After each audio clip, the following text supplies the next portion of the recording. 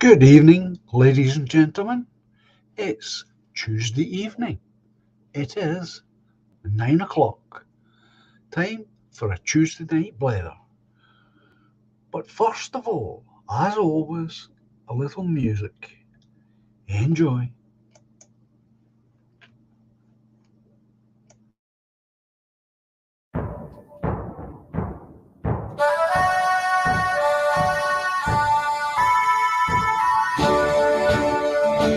We are all the heirs to Scotland, as a nation proudly stand. We will march beneath her banners to protect our ancient land. In the glens and cities, there on every street are the living heroes no army will defeat. Let our flag mean freedom and not a battle drum. To the world we bid a welcome in 1,000 different ways. We will toast to long lost friendships as we build our better days. In the glens and cities, there on every street are the living heroes no army will defeat. Let our flag mean freedom and not a battle drum. We are all the heroes of Scotland. We're a nation hand in hand. We will march beneath our banners to protect our ancient land. In the glens and cities, there on every street are the living heroes no army will defeat. Let our flag mean freedom and not a battle drum.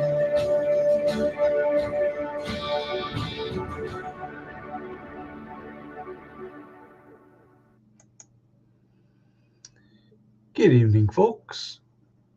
I hope you're all comfy, cozy, and doing all right. I hope you had a good weekend. I hope you had some decent weather where you live.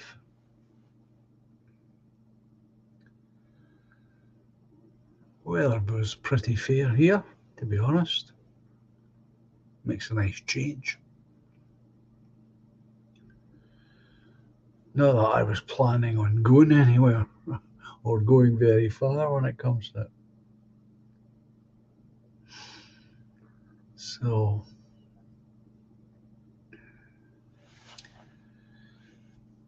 good evening, Will.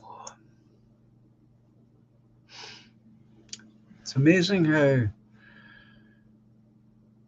weekends just zip by.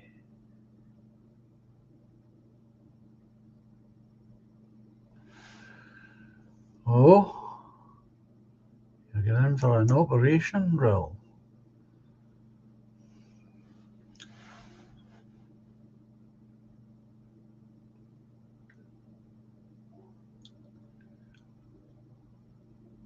Is it of a serious nature, may I ask?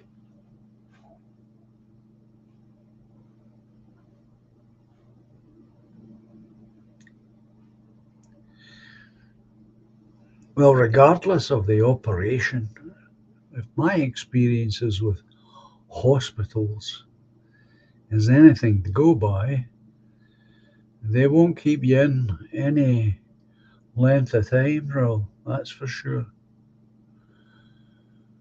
The philosophy seems to be, regardless of what's wrong,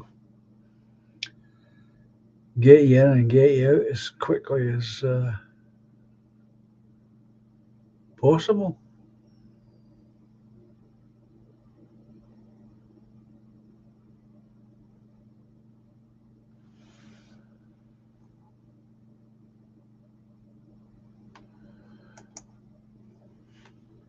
I ended up with a blockage in November and had to have a stammer,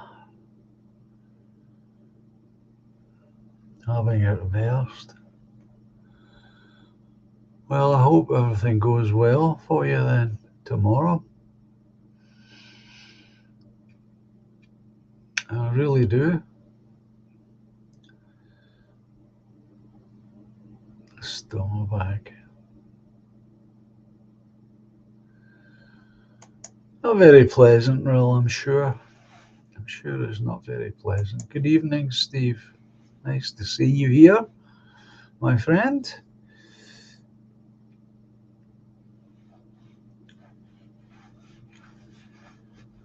Well,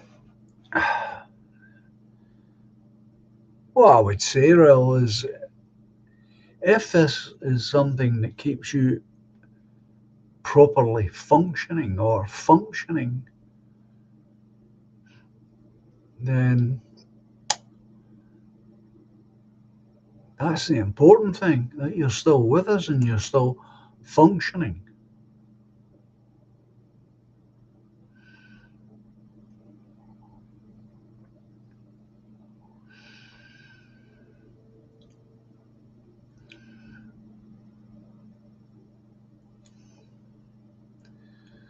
A week on Thursday, I'm up at my own dock. Good evening, Jojo.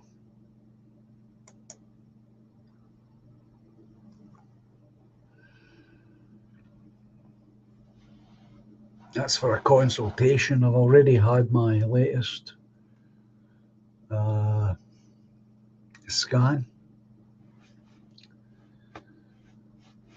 So we'll all be thinking of you, Raoul, that's for sure. Doesn't it matter?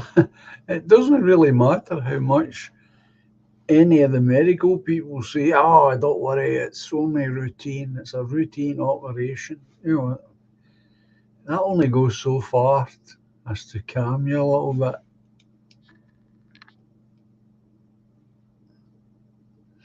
Am I going? No, I am as well as I can expect to be. As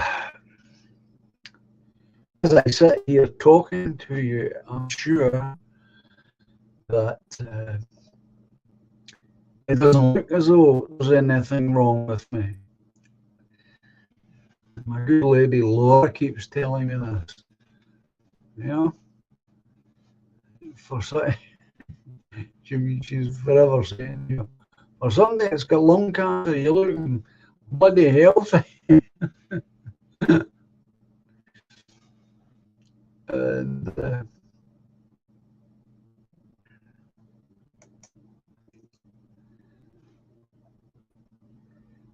and that's partly because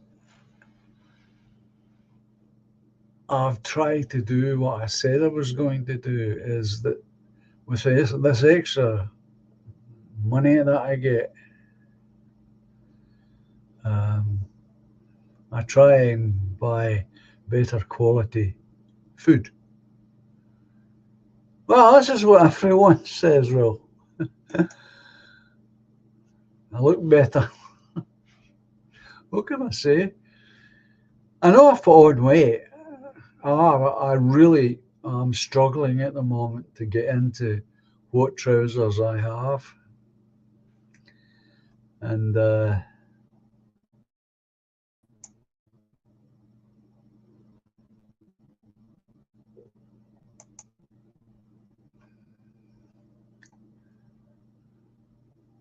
buffering is a cut the sugar. Yeah, well, I get a lot of sweets bought for me because I've got a weakness for sweets, and I've always got a pile over here of sweets, such as, oh, look at that, I see you through the aero bar. Isn't that clever?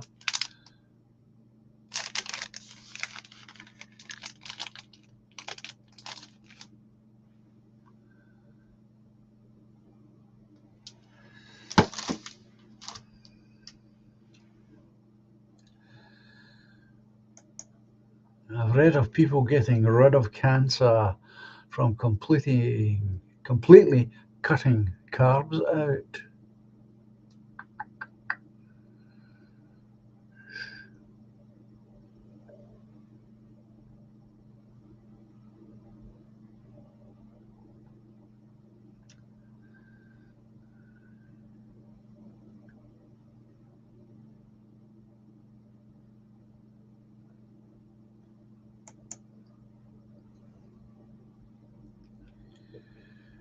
Good evening, Rory.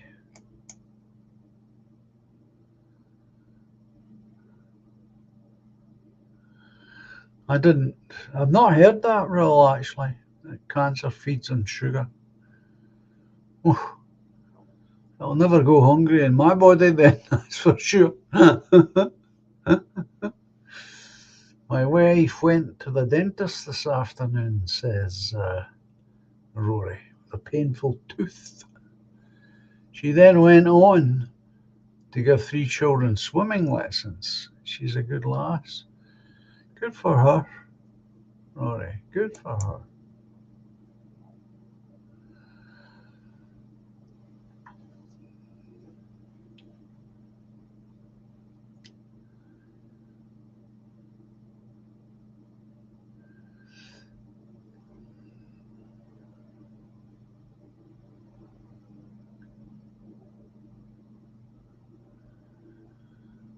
Steve's saying he tried the carnivore diet for 5 months. Good evening, Anglo.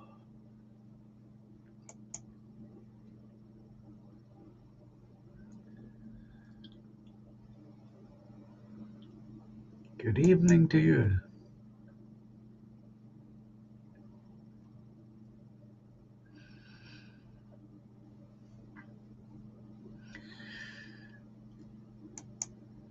Yeah, I was watching something the other day there, and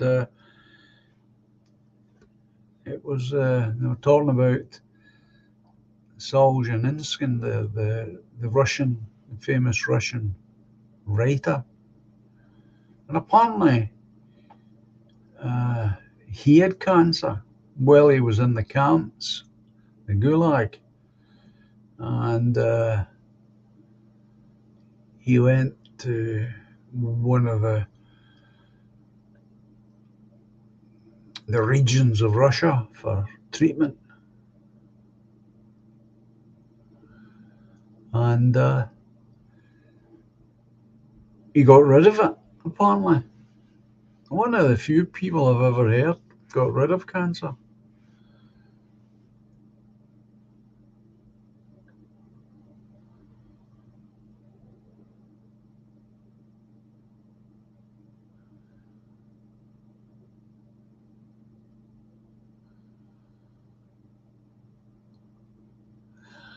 I haven't come across that. I don't think, is that available in this country?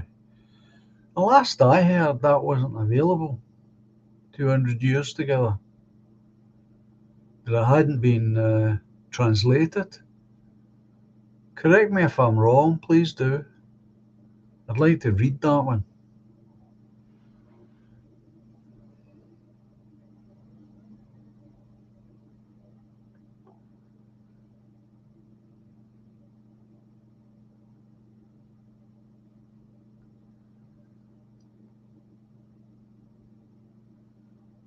All right. Oh, you got a PDF.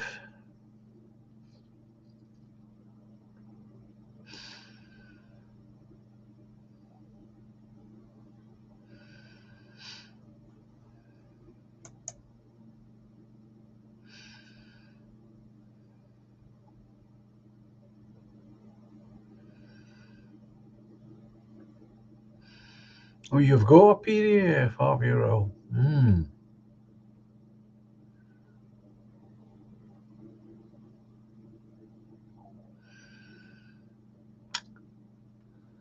I've always been curious about that particular book.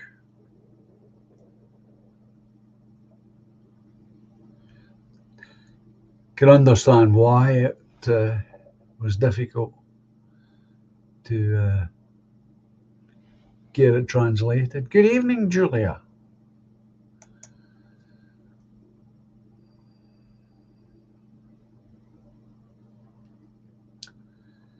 So anyway,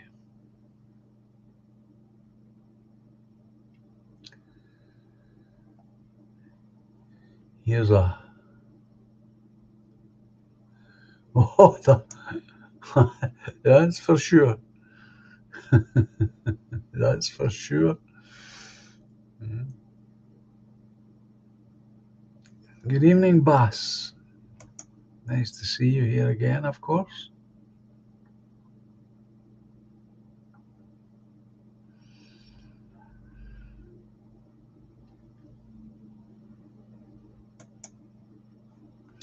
I think what they tell me anyway is that your own biology's got a lot to do with it, and your own mental attitude has got a lot to do with it.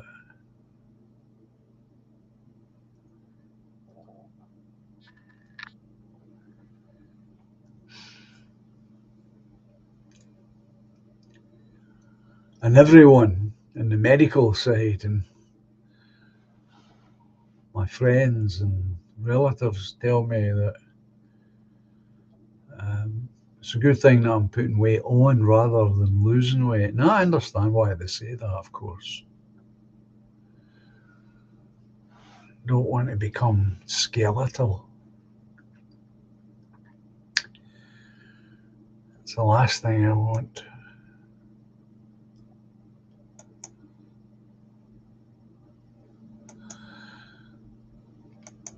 Came across this video. I have to watch it all, of course. It's a crowd of would-be brain boxes.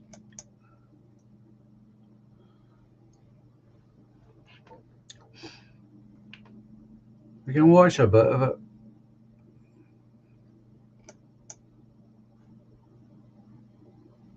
At Westminster has introduced new guidance for consultation on sex education in England that includes, amongst other things, a ban on sex education for under nines, but also that pupils in England should not be taught about what they call the contested theory of gender identity. Megan, as the Conservative here, what is the contested theory of gender identity? So I think this stems from the recently published Cash Review, which was a clear-cut, evidence-based report that outlined concerns relating to how gendered care was conducted in NHS England. But of course, there are similarities with NHS England and what happens up here in Scotland.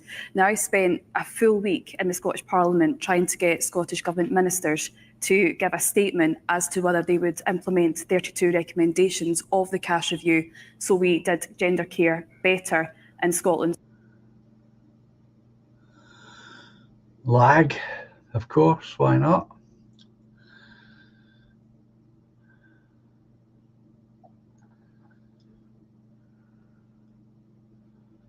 It tees you off, doesn't it, that lag? Good evening, So William. we're making sure that young people were supported if they were experiencing gender but distress. the question from Morag is about should the government follow Westminster's lead and stop the teaching of gender ideology as fact? The government has talked about the contested theory of gender identity. I'm not sure how much that means to everyone. I just wonder if you would define it for us so we can at least know what we're talking about. Absolutely. So it's age-appropriate materials in schools. So it's making Yeah, sure. but what is the contested theory of gender identity? Well, I think This it's is in, the I think government it's policy. in relation So what is it? to. I think it's in relation to trans ideology and I gender. think she's saying. Jings, what chance have we got? If you are experiencing gender distress, so that would be, if it was a girl experiencing gender distress wanting to be a boy or vice versa. But I think I've got an opinion, maybe, somewhere.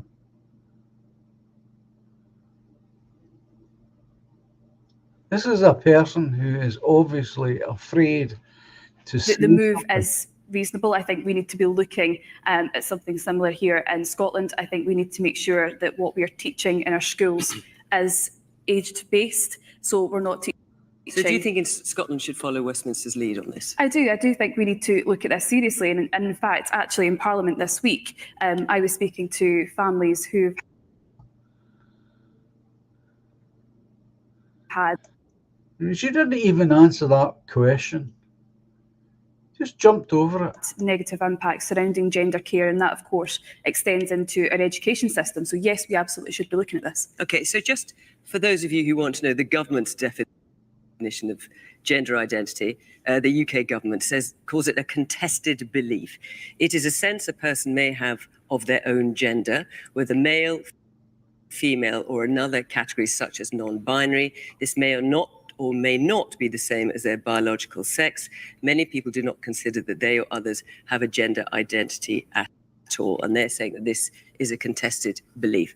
Do you think, Anas, that the Scottish Government should follow Westminster's lead on this? Look, I think we've got to handle this really, really sensitively because it generally impacts on people's health and well-being. I think we have to be expert-led, and that's why I welcome the cash review. I think the cash review should be implemented in full. And in terms of what happens in our classrooms, it has to be age-appropriate. Again, it has to be expert-led. What the guidance is saying is irrespective of what age you are, that it is the government in Westminster is describing it as a contested belief and it shouldn't be taught at all, no matter what age you are. Well, would you suggest Scotland follows that lead? Look, of course, it has to be facts-led, has to be expert-led, has to be age-appropriate. Classrooms have to be properly resourced, and those, particularly young people that have issues around mental health, that needs to be properly resourced in terms of access to services. I think we also have to be alive to the fact that our young people, in the age of smartphones and the age of the conversations they have with their own friends and family, will get access to conversations that adults shouldn't pretend aren't happening amongst children and young people themselves. So I think. You see, again, this is him sliding round the issue. That's true whether it's taught in schools or not. Kids will have access to what their friends think, what their pals are saying. We all know this, but that's not the point. The point is, should in a classroom, a teacher giving out information that is not factually based? And he hasn't answered it. None of them have. We've got to be really careful about what we're doing in our classrooms. So would you say not? I'm just trying to say not, just in terms of Morag's question. I think should the government follow at any age? You're not going to. If the government's guidance goes ahead at any age, they won't be followed. I don't think we should try and mask from our children what is the lived reality for many people out there in the real world. Look, not every family that's involved in any classroom is going to be the traditional household. There'll be lots of same-sex couples, etc., mixed families in these schools, and therefore I think waffle.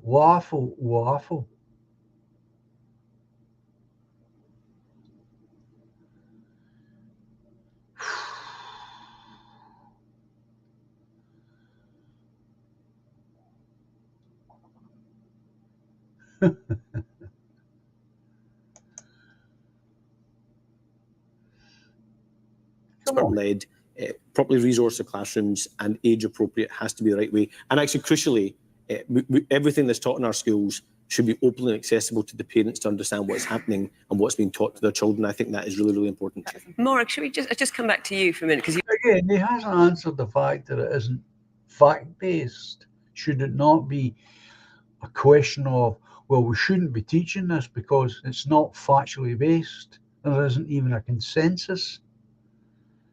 And shouldn't we wait until there is, if ever there is? She's going to open it up to the audience or the person who asked. You asked the question. Maura, just so the microphone can, just stick your hand up again so the mic can find you. I think it should be stopped. I don't think it's right to tell children that it's possible to be born in the wrong body. It's nothing to do with mixed, diverse family types. Don't tell children that they're born in the wrong body. Okay. The woman at the front here in the green jacket. Yes. So I teach every day in a classroom. Oh, good. I was going to ask if there are any teachers here. Yeah, so 14 years here. Obviously, I'm not from here originally, but sometimes I'm all young people have. And if I have to stop and think and can't, I don't know where the young people are supposed to go for information. Surely it should be me as a trusted adult. No, it shouldn't be you, dear. Not in my opinion. It should be mum and dad or mum. Should not be a stranger in a classroom. One. She's got the arrogance to say that it should be her. To speak to children that she's no real connection to. Okay. Have we got any? Can I hear from any other teachers here? Because I think there's more than one. Yes, right at the very back in the red top. Yeah. What's your view on this? Couldn't it be that the information is provided? And I agree with what Wolf is saying here.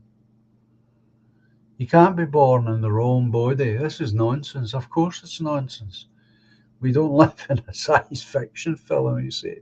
Well, we don't. Not yet. And you can't be in the wrong body. If you start thinking or start having thoughts along those lines, then it's your mind, not your body. Oh, there's Toffee. Good evening, Toffee.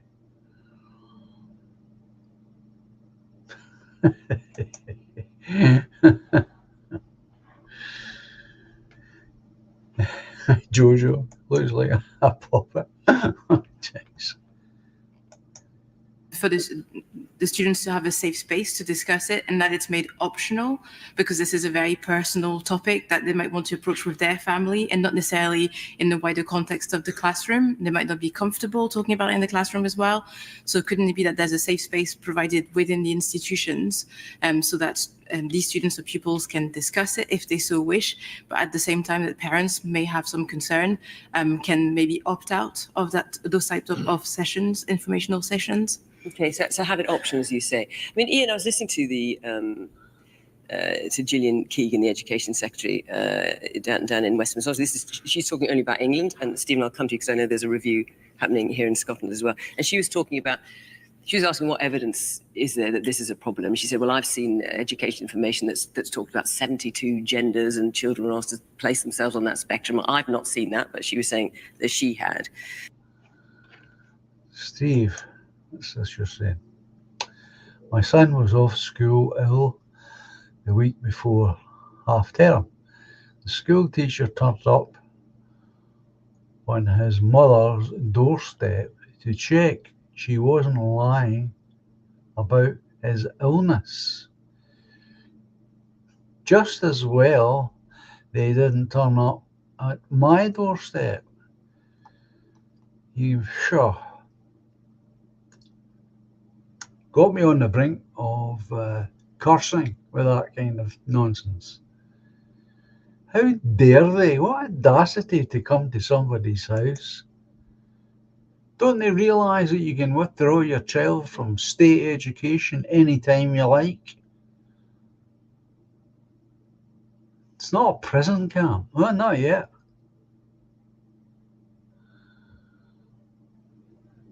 Oh, you're in France, Toffee. Good for you. Yeah. I mean, that's ridiculous, Steve. I mean, it really is.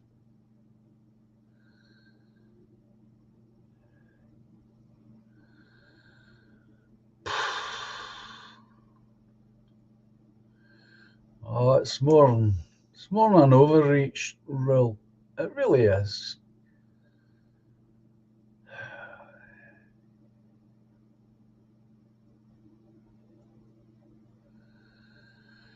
Yeah, well, likewise.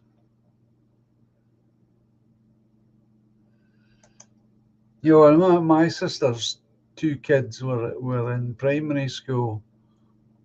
I was blazing mad when she told me that the teachers were taking it upon themselves to open up the lunch boxes that the children had and approving and disapproving of the contents. I can't believe it. I know that's a number of years ago, but that just shows you where we start in one corner and we end up, it becomes every corner.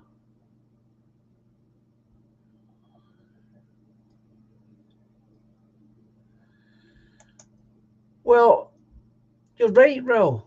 It is better to homeschool if you can. And we had a good example the other week there, did we not, when we had PBC on? And she's homeschooling her two, or is it three?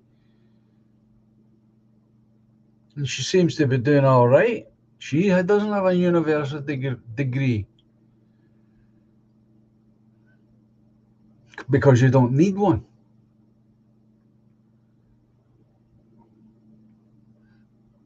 I would say that the most important thing that you've got there is desire to do the best you can for your children.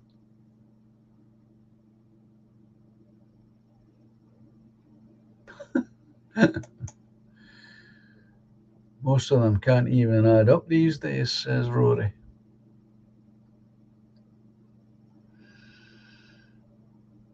Well, that's it, Steve. That's the point. They do that. They do believe that they own them. That somehow we don't have any choice about whether we send our children to state school when we have every choice.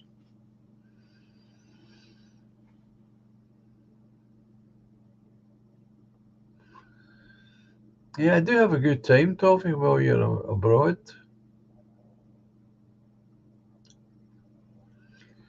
So anyway. Maurice's question, should the Scottish Government follow Westminster's lead and stop the teaching of gender ideology as fact? If you want to put it in those terms, yes, I think it should be stopped. But young people always... Well, that's the term she was putting in, not that I am. Yeah. No, indeed. But young people always have questions. Everyone in this audience, when we were growing up, whether we were 9, whether we were 11, whether we were 13, at some point, we all had questions. Now, in an ideal world, your parents would be able to answer those questions, but we don't live in an ideal world. And there are many parents that just will not go into this area, whether it's gender identity or just general sex education. So therefore, it's left to the teachers. Now, what I don't want to see is... How does he know that? He's making these bold assumptions here. Based on what?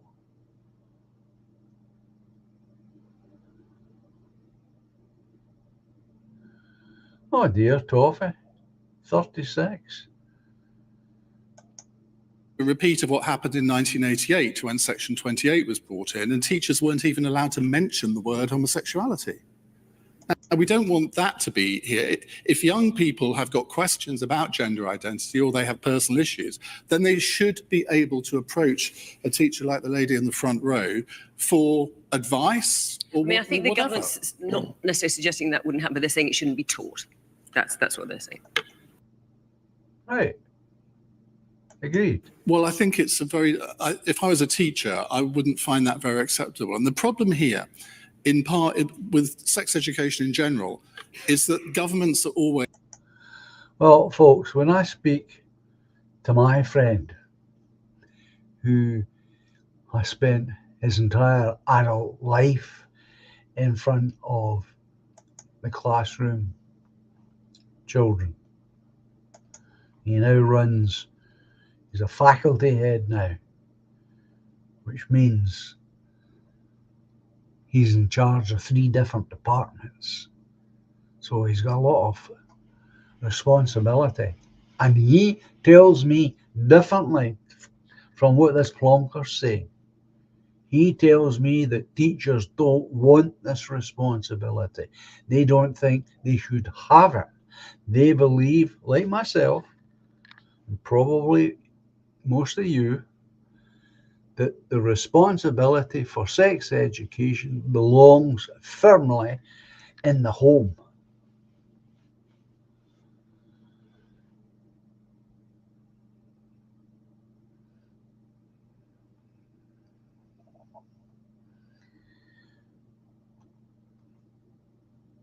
Well, happy birthday, Toffee.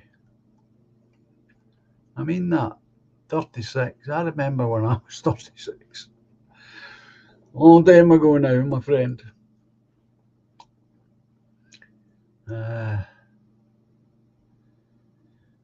It's a great age to be 36.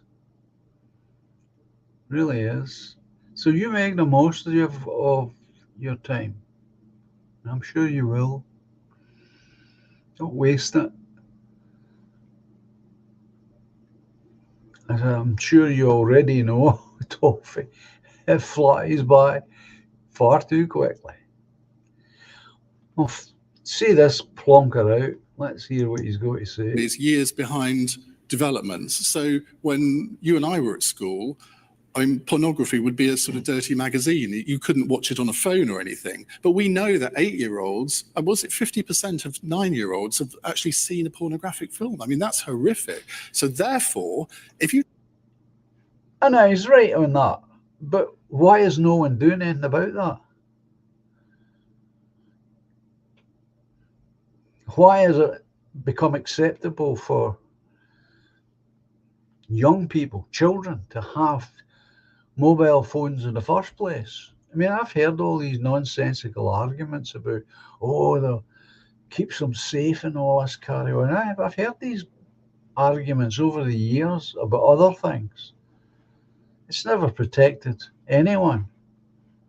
Children, women, men. It's never protected anybody.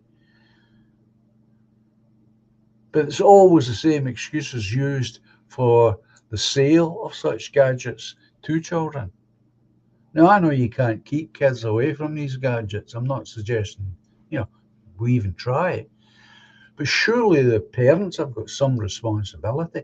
Surely the people who are so keen to monitor you and I do mean it in that particular case, if they're so particular about monitoring you and I and what we say and wish to control that, why is there not the same amount of concern or more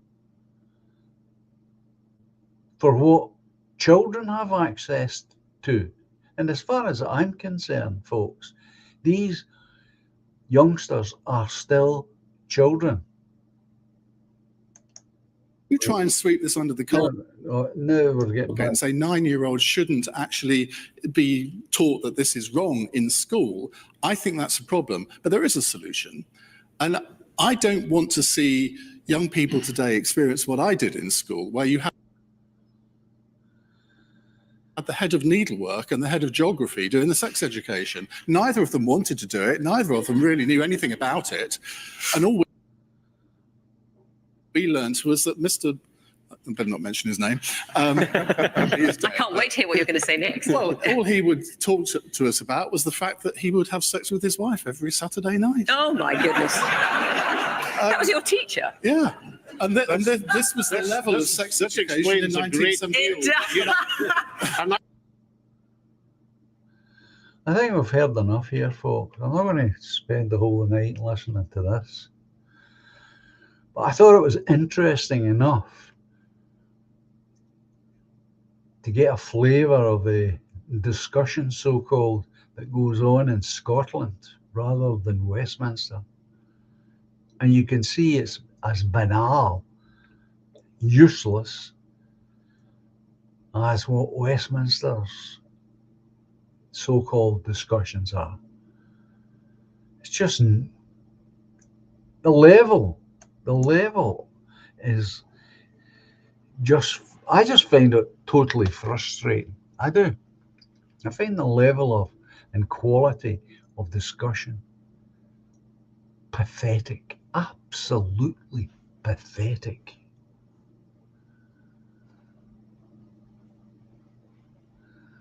Now you're showing off there, Julia.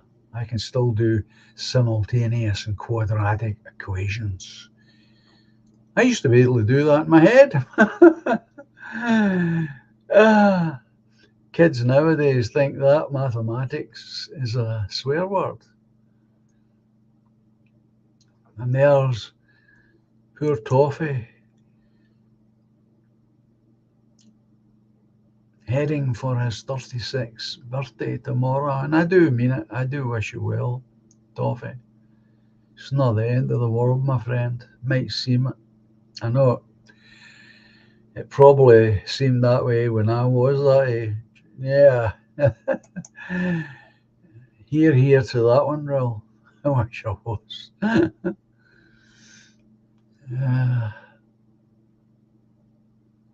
Amazing. 36. What was I doing at 36? Well, I was getting ready to go into the recording studio to record 2 tracks for a single. That's what I was doing. Gavin. Try 56, everything aches. Try 79. Oh. Good evening, Woodlander.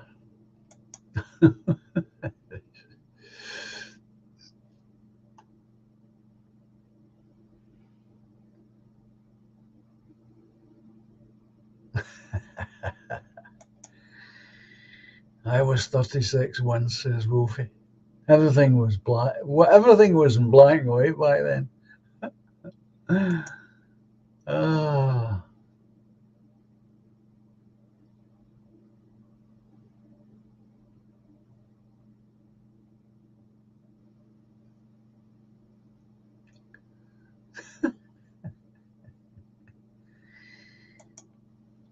Jojo, that's bollocks. I remember teachers calling us poofs if our hair was a bit long.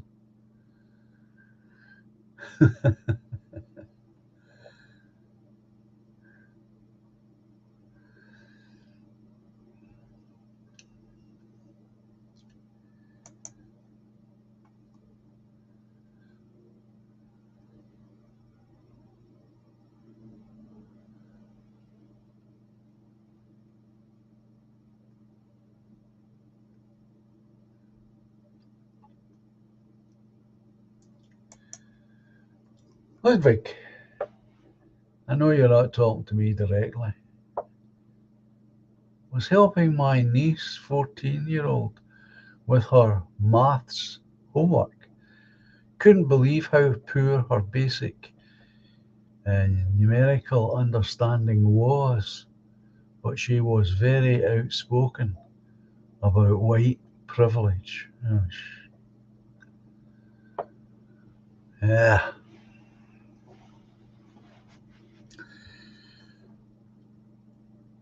And when we complain about such things, we're told to shut up and sit in the corner.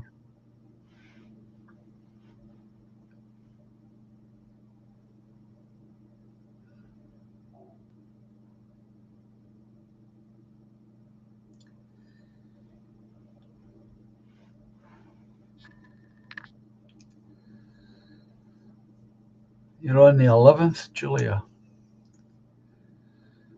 On the 11th. I got the best news ever, or birthday ever, rather.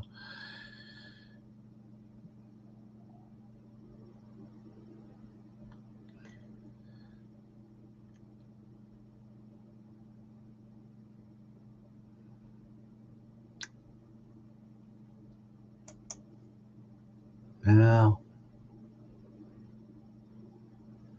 it's all downhill. No, it's not toffee. It's not.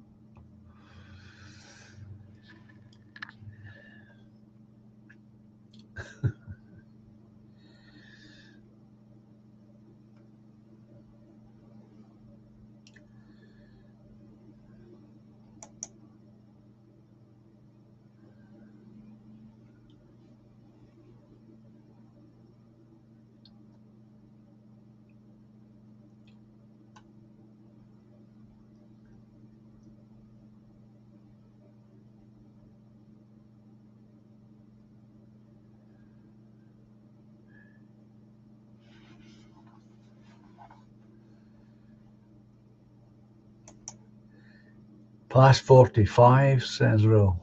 Start withering away if you don't.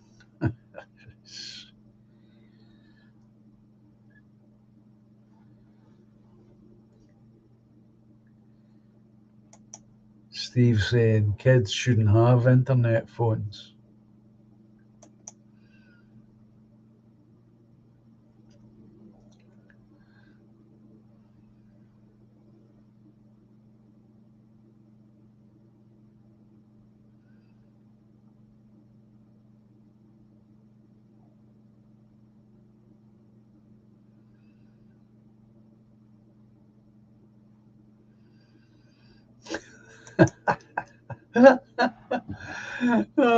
The Woodlander. I remember my dad trying to have the chat with me. It was like, Dad, shut up.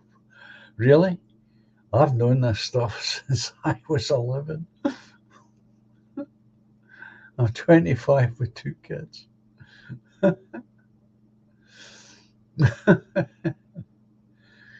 Well, I was brought up with the one parent, my mother, and that conversation never happened at any point.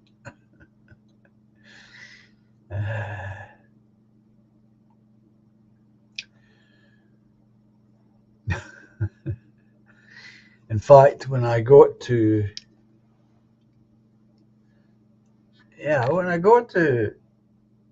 15, no, I was coming out of school. It must have been 14.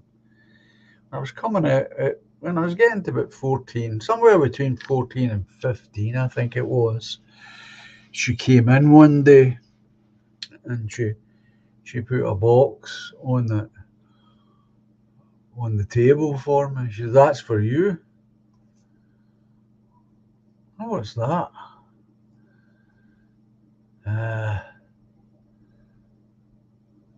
So I opened it up, and of course, what it was, typical my mother, of course, it was an electric razor, because she obviously was watching that I had some kind of fluff growing here at this point, and she wouldn't know how to instruct me in how to shave. So this was my mother's solution to that particular problem. She bought me an electric razor, and I've used one ever since. Not the same one I might have had, but it was great in the beginning. You know, shave once a month. Done.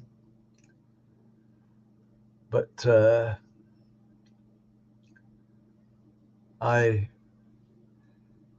when my son got to that age, this was the funny part, when my son was getting to that age, and he's dark haired, as you've seen, and it takes him about a week to grow a full beard.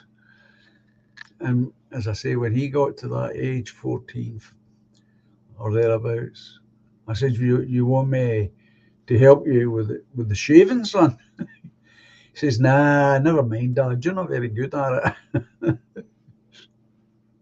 And of course, it's true. I'm not.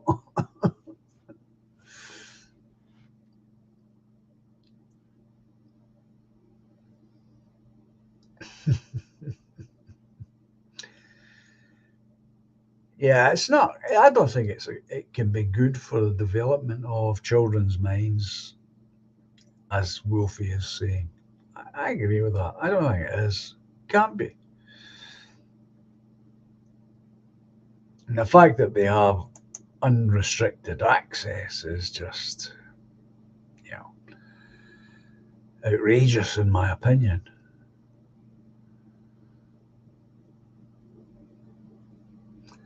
So, what's this?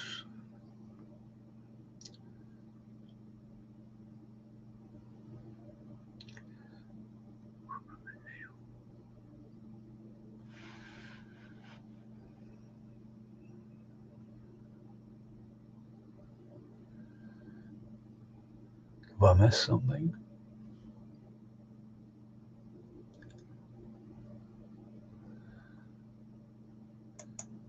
I wish I'd known mine, Woodlander. But I've only got scraps, a few scraps. Did one thing though. What's this? I'll be back soon. Is it me you're talking about? You'll be back soon, John.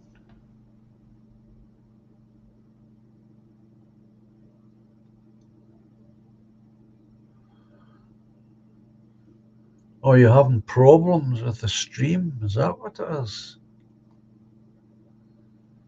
Stop screen. Just stop screen sharing and the stream will come back on.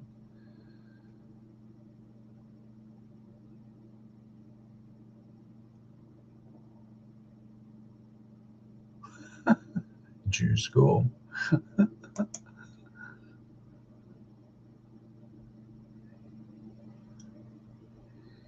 Like Arnie, he'll be back. Who are you talking about? Is it me you're talking about?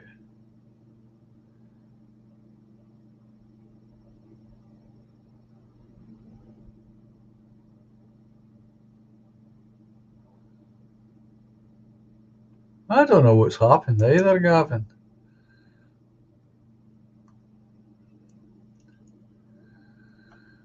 There's the 77th Brigade. Good evening.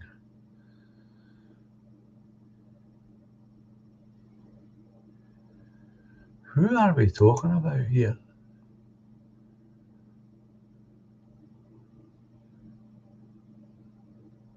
BBC for you. Oh, BBC.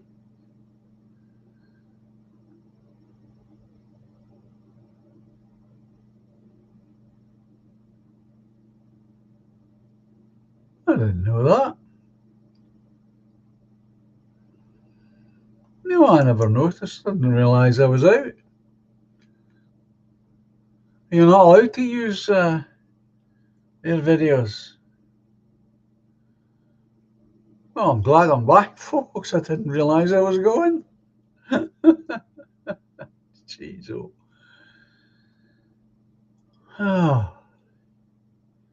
Well, thank you, Woodlander. That's what everyone is telling me, that I'm looking well. I keep putting on, I'm putting weight on, of course. Good evening, Treble M.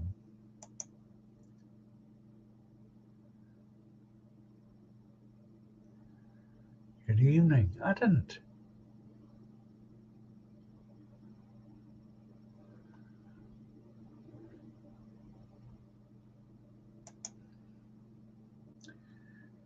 I was dating a 20-year-old when I was 36.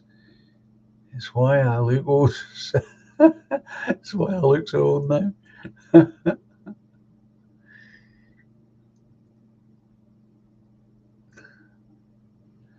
Oh, don't worry. We can all do that, Treble.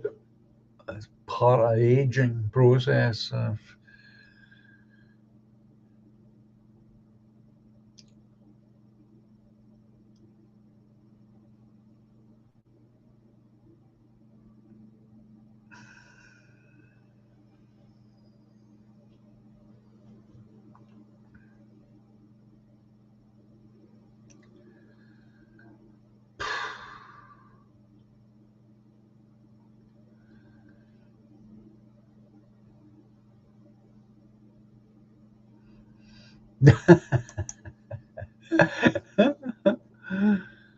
Oh, Steve,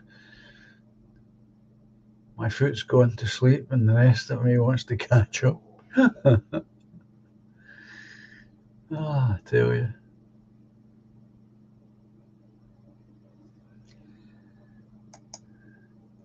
My wife was pregnant with our third child when she was 36, says Rory.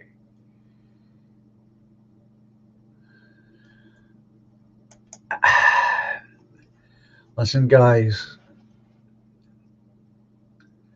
this man's a real chancer. A waste of time. Utter, total waste of time. Anyone thinks this man's serious needs their head examined, in my opinion. He's an opportunist at best and a gatekeeper at worst. I've never changed my opinion about this guy. Just think back, friends, to what you know about this man. How many times has he jumped from pillar to post and back again?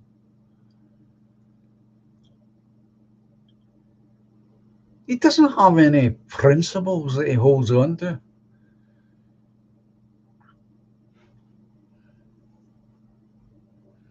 Anybody that follows him or follows that party is wasting their time.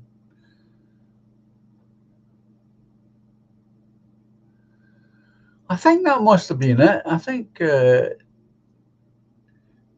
because I played a clip from Question Time that I got cut off and didn't even know it.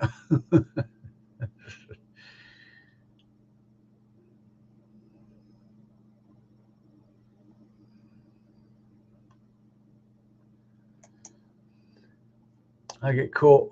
I couldn't get on with electric razors, says Raoul. Made my face sore and lumpy. Well, think of my position. I had no one close to me that I could ask about such things like shaving. And in my time when I was at that age, that young age, men were shaving with open razors. I mean, my dad's open razor was still in the wee medicine cabinet,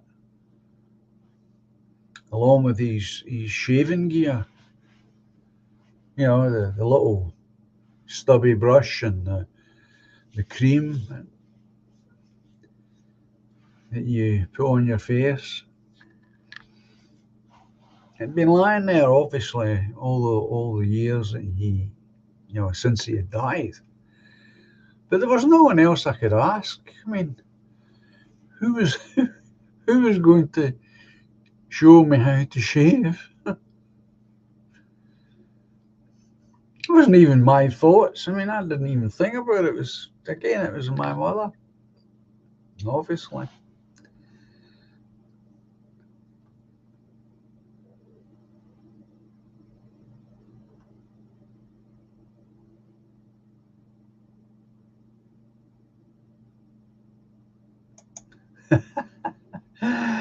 Oh, that's a good one, Toffee. My mother left condoms in my drawer and I was absolutely baffled. I still yet to get anyone pregnant.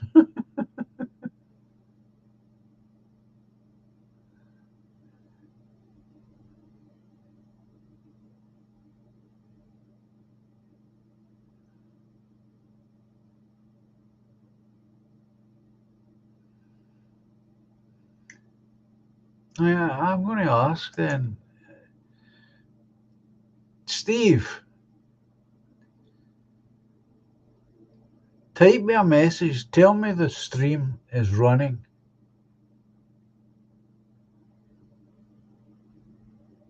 So I know everything's all right. If you would do that, please.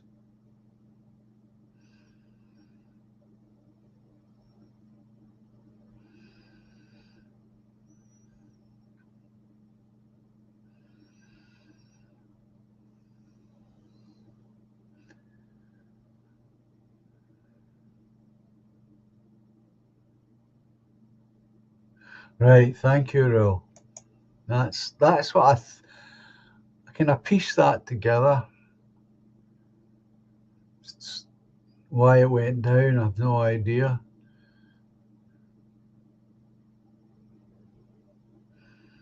Now again, back to toffees. This is the kind of thing that happens when there isn't a man around.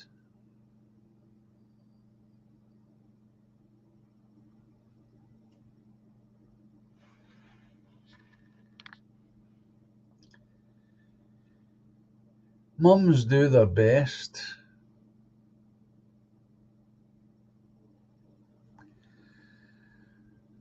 Well, thanks. I didn't. I thought that must have been the case.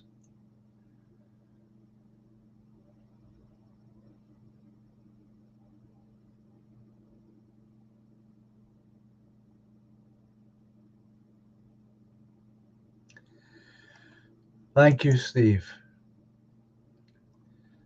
You were ousted by YouTube for playing Question Time. Blocked you for 3 minutes. It's petty, is it not? I mean, it's petty. Yeah.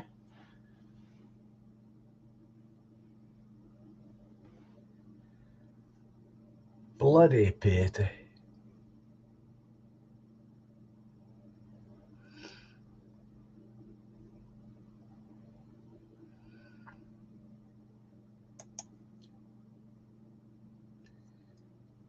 So that was me. That was the way I was brought up. Not a word about sexual matters from my mother. And God love her. She did her best with the shaving, you know. Here's an electric razor. Just as well they were about at that point.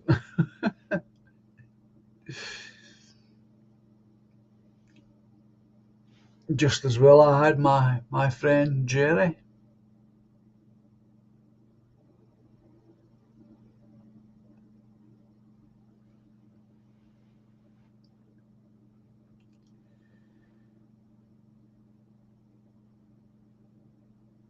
He kept me right about a lot of things because he had an older brother and he was very much more mature than I was.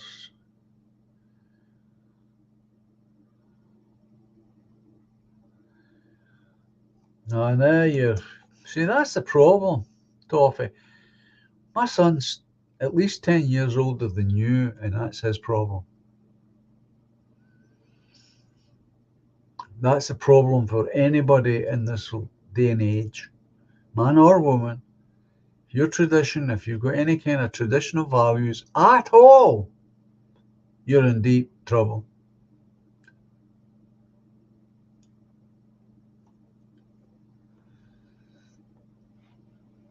Laura and I have talked about this many times over the long years that we've been together. Her son, her daughter, Lorraine, my son, Samuel, his pal, Colin, and many more. It's all the same problem. Same problem. They want a girl. I know my son, it's even worse for him because he's looking for a girl that doesn't drink and doesn't smoke. Preferably doesn't curse and swear. And ideally would be a virgin. He's got no chance. None.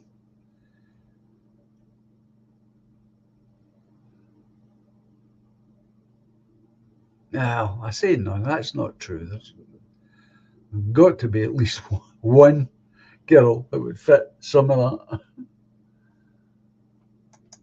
But it's a real problem.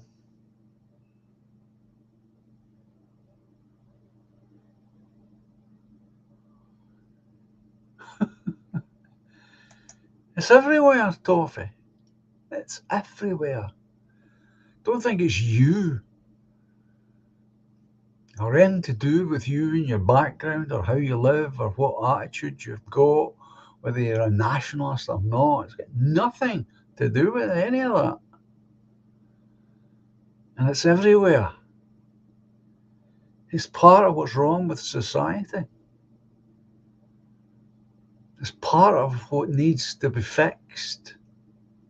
It won't be fixed by politics. I'm not suggesting for a moment that politics is the answer. It is not.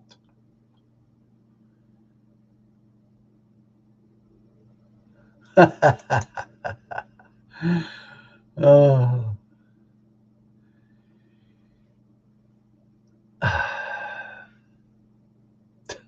Would love to. You mean the old-fashioned ones without a penis?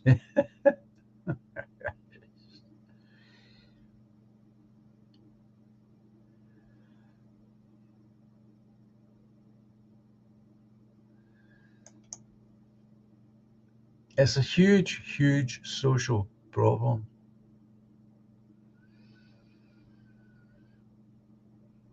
And I'm not claiming that I've got any kind of answer to it, because I don't.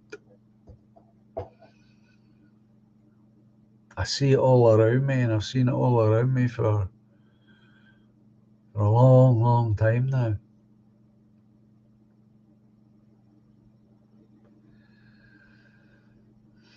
Was Jemima with us? I didn't see her arrive.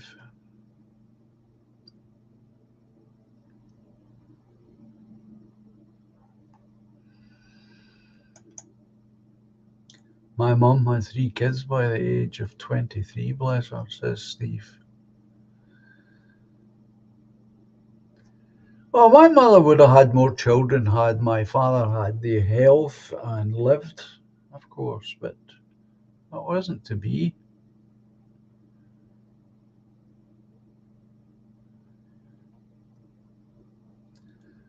And I've said to my own son,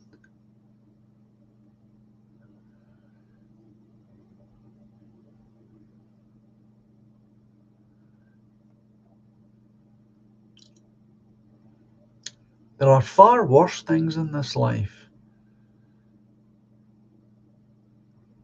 than not having a girlfriend.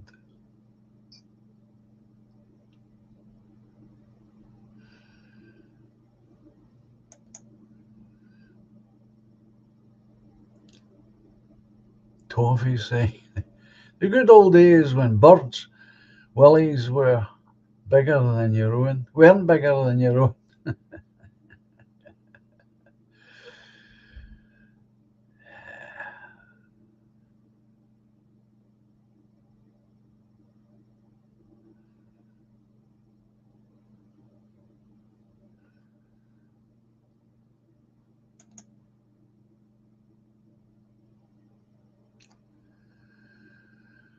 Yeah, it was, thank you, Anglo. It was a question time clip. YouTube blocked you for 3 minutes. Well, it's petty, isn't it? I mean, it's petty. Let's be honest. It's childlike and petty. Oh, he played question time.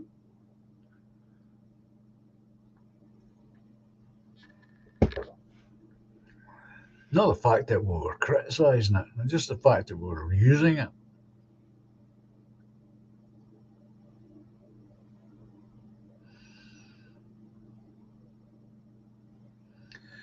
Thanks, Toffee. I hope you're enjoying the music.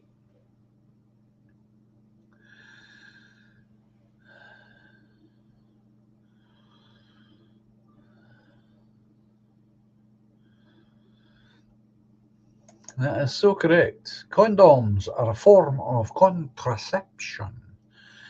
The only solution, says St. Thomas Aquinas, is abstinence before marriage.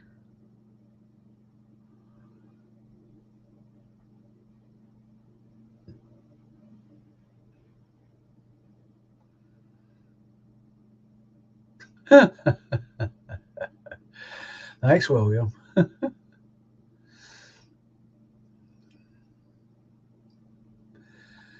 30 minutes behind the chat, am I?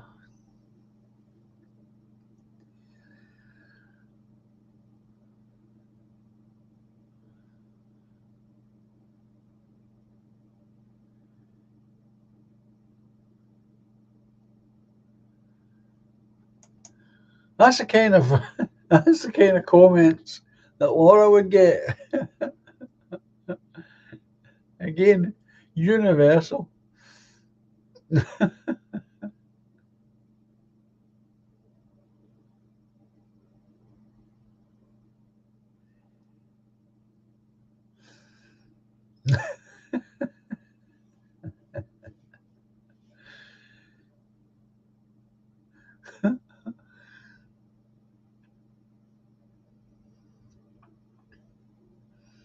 I'm not saying that my mother didn't say anything like that to me. I honestly cannot remember her saying anything like that to me.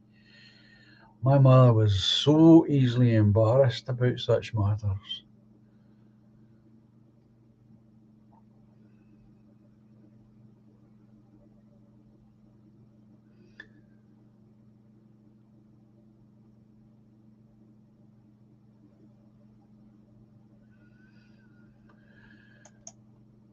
Rory's saying, my wife was number 5 of 6 children. Yeah, kind of average number for those days, I think, Rory.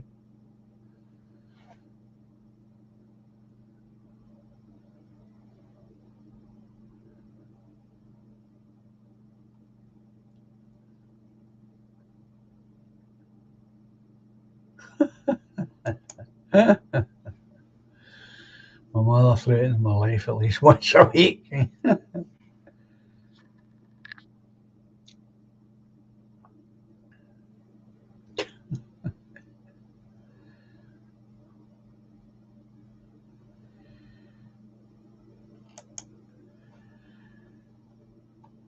Well, we're going to try another. We will try another video, shall we?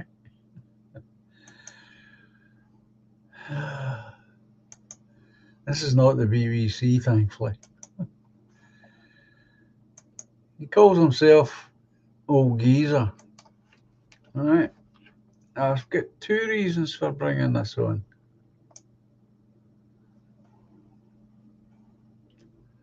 So have a listen. Hi, welcome to the Old Geezer's Diary. My name's Chris.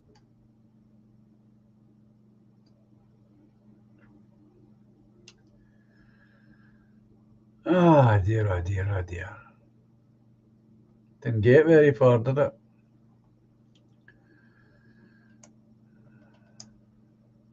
And here on this page, we talk about real life. Real life for most pensioners. Not all pensioners, but a lot of pensioners who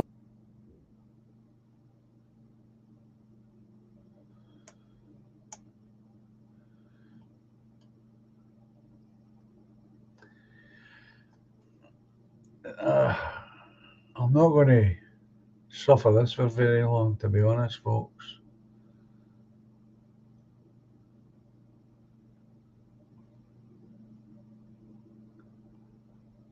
Can't be bothered suffering this.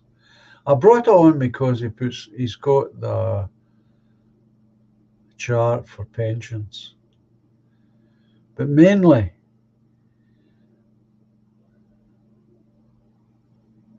who are not having a good time that we deserve to have.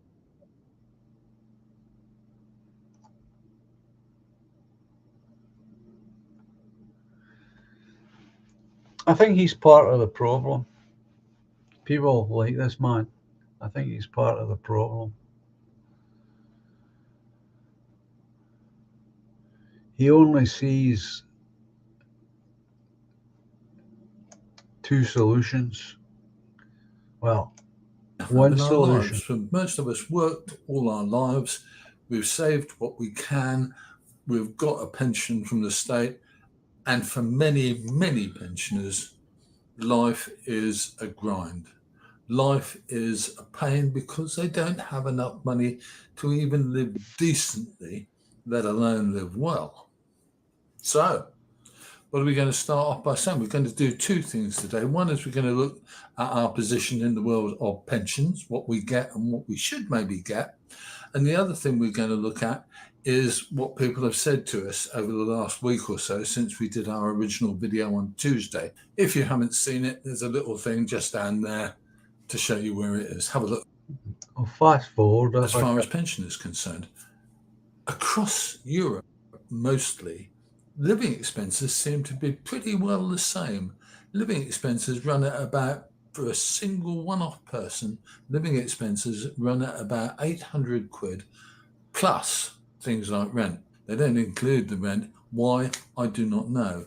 But for most of us Northern Europeans and Europeans in general, our cost of living is around 800 quid a month. Take the nails out of that, guys. We are the 6th best off country in the world, best off economy in the world, gross domestic product. We're the 6th biggest in the world. But as far as pensions are concerned, there we are, down at the bottom of the stack, we're 15th. And our maximum pension, the maximum state pension you can get, is about 70 or 80 quid above your actual cost of living as an individual person, not including rent. Work the nails out of that, bud. The interesting bit of that is what other people get. In Spain, for example, where the cost of living is around 600 quid as opposed to our 800 quid a month, the pension is 1,500 quid a month. That's nearly double what we get, anyone in the UK gets as a pensioner. That's a ludicrous difference, isn't it? In France, it's about the same, about 1,500 quid. So this is something that I personally have known for a long time. The UK is one of the worst places in the so-called Western world when it comes to state pensions for old folk. Okay? Now, the only way that can change is through change of politics. But this man's answer is to vote in the opposite number, i.e., he thinks, and he talks about it, get rid of the Tories and bring in Labour. That's his answer to the problems of today, including pensions.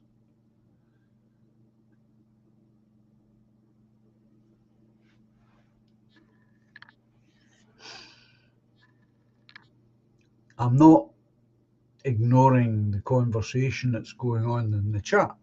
By the way, Toffee. Yes, it is nice to hear that you've got a close relationship like that to your mum.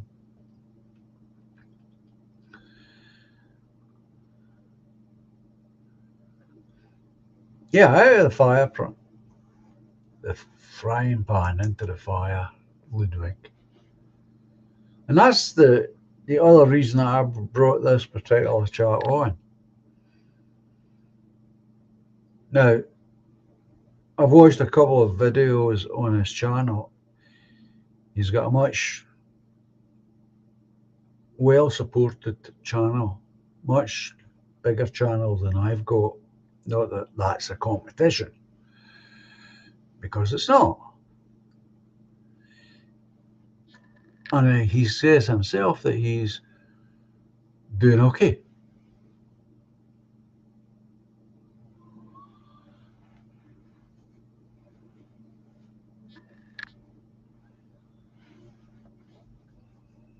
Exactly, Anglo. Exactly. He's down at, he lives round about that Felixstowe area of England. That'll be southeast. As far as I know, it's always been nice down that part of England. And as far as I know, still is. But don't quote me on it, I'm not an expert. But I see men and women who have this attitude as a problem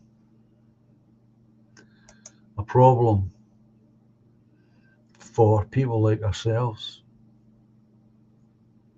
As I say, I've watched 2 or 3, well, more than 2 or 3 of his videos. Not once does he talk about foreigners. Not once does he mention the idea of, well, Labour has never provided us with any solutions. I mean, he's old enough. He doesn't have any excuse. He's seen both sides of the blade. He knows this. He should know they're both the same.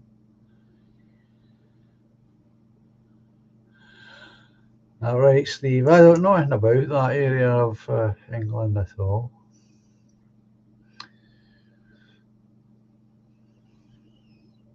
I'm not criticising the guy because he seems to be reasonably doing okay. I'm not saying he's well off or even comfortable, but he's certainly got a motor car and a boat. Not a big boat, tiny little boat, not a big car, small car. Not that I begrudge him these things, I don't.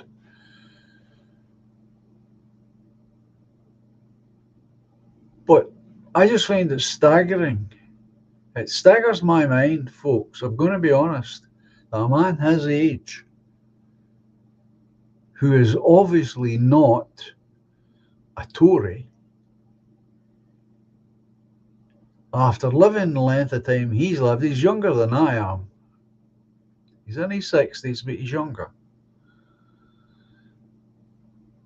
Coming away with the idea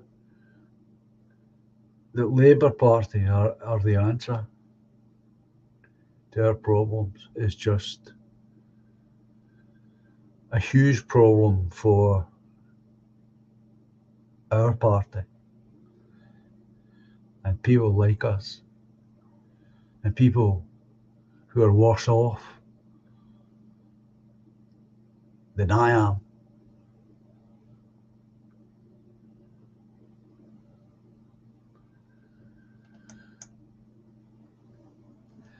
Cheerio, Woodlander.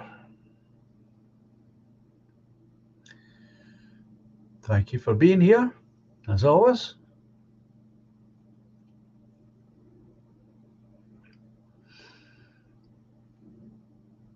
And that's what I don't get. I don't understand that.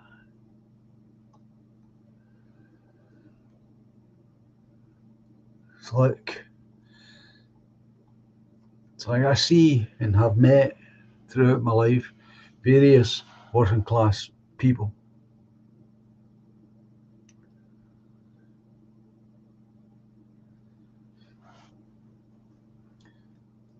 They're working class as far as I'm personally concerned. Like my neighbour down the stairs, he's the same. He calls himself a Tory. Thinks he's a Tory. Simply because he's accumulated some money. Now, when I say that, I don't mean he's got $500,000 or anything lying about in the bank. I don't mean that. Well, this is the point, Steve. That's what I would say, what you're saying.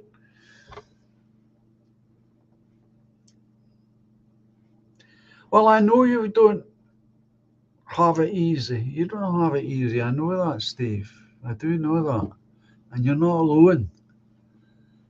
And I'm not condemning that man because he is doing okay.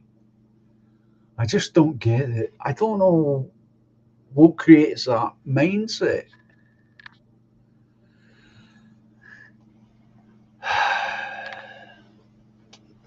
What are you saying, Toffee? He's a typical middle-class, left-leaning clown, it seems. That may be it in a nutshell.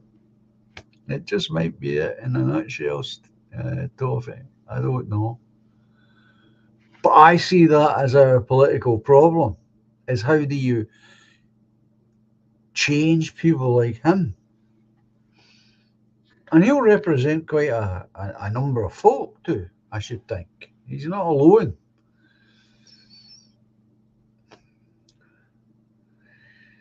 And I know there are plenty of other folk who are like many of you are, struggling.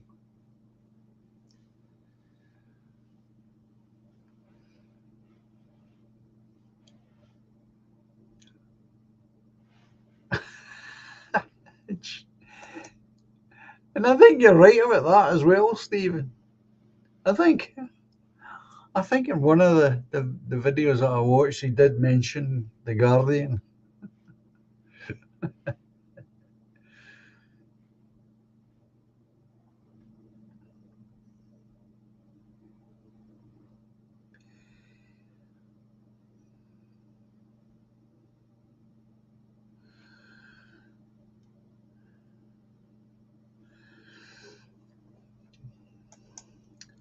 I had a lad from London visit me. He robbed my Whitefriars drunken bricklayer. How could I have possibly guessed? Experience, Steve. That's why.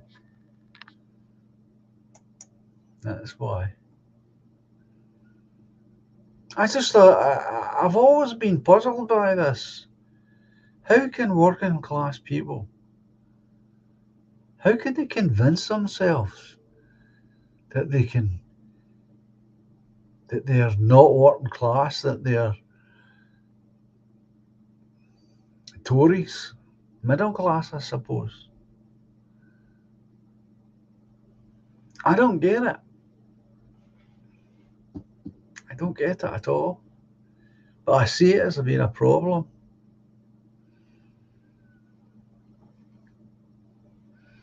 Because there's millions of old geezers like him that we need to change. And young geezers, not just old. If we're ever to grow and come to power, we need to change people like him. And perhaps the only way people like him will be changed is when his part of the country is saturated. Perhaps that's what it's going to take. I mean, most of you folk are already in these situations or close to these situations.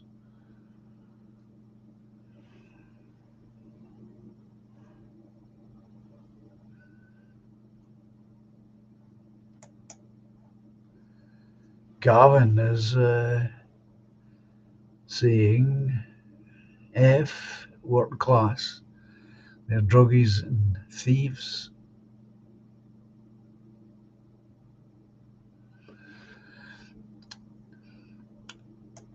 Well, that's it, Jojo. And that, I would say that then you, my friend, represent the majority of the population, what you're expressing there in that comment.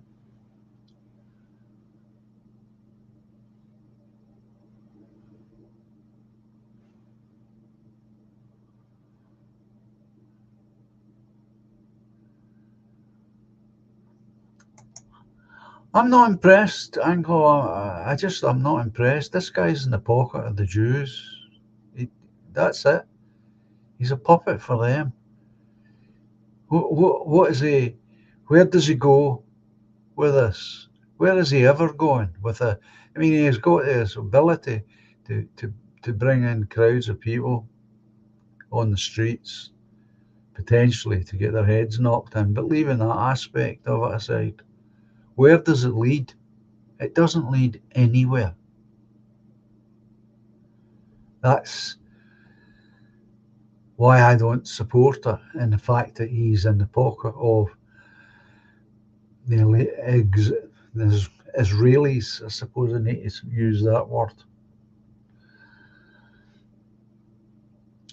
He doesn't help our cause. He doesn't help our people, our country,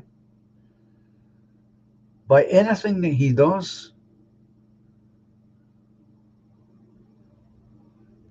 you could argue, and I have argued this, he creates more harm than good, because he must offer a vision of hope to some people, and it's a hope that will have no outcome. He's going nowhere, doesn't plan to be going anywhere. He's like that old childhood song about the grand old Duke of York. He had so many men, he marched them up to the top of the hill, and then he marched them down again.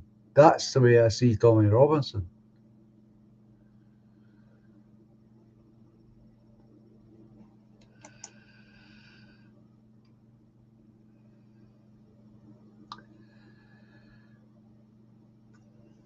Rory, did you see Anglo-Saxon's question earlier about Nigel Farage becoming member of the Reform Party and standing in the general election? I thought it was a good question. I must have missed that. What's my thoughts on that? Well, my thoughts on Nigel Farage haven't changed either. He's a waste of time. He's not a solution for us. Sure, he's going to occupy a lot of people's time, raise money for whatever, for elections. He may even get elected. But he's a here today and gone tomorrow. How many times has he flirted from one thing to the other? I just don't see how he helps anybody but himself by keeping himself in the news, trying to remain relevant. That's all I see. I mean, this guy's loaded cash-wise. What is he doing? What's his game? What's he up to?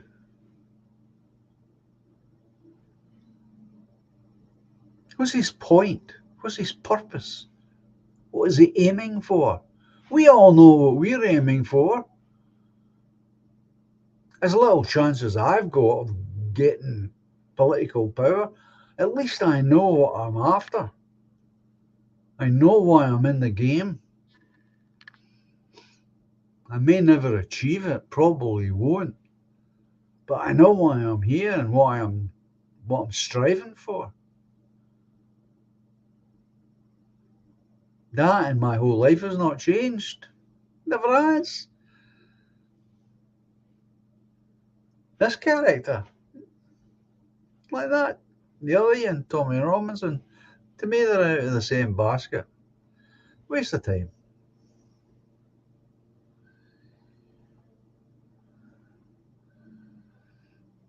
Oh, Steve agrees.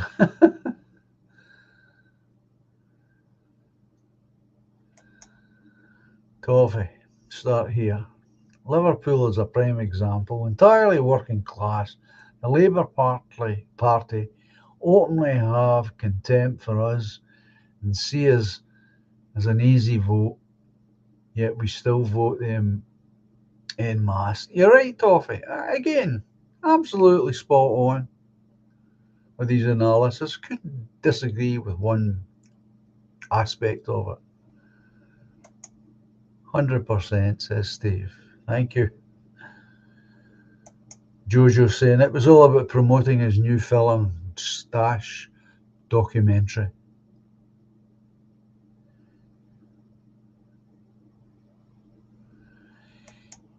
He gets supported, Steve, from the Jews. He is in their pocket.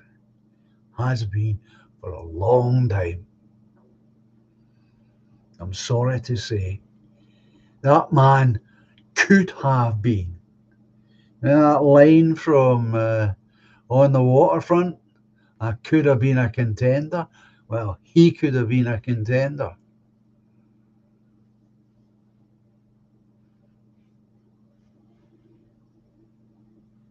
That's what he could have been. He could have been a contender.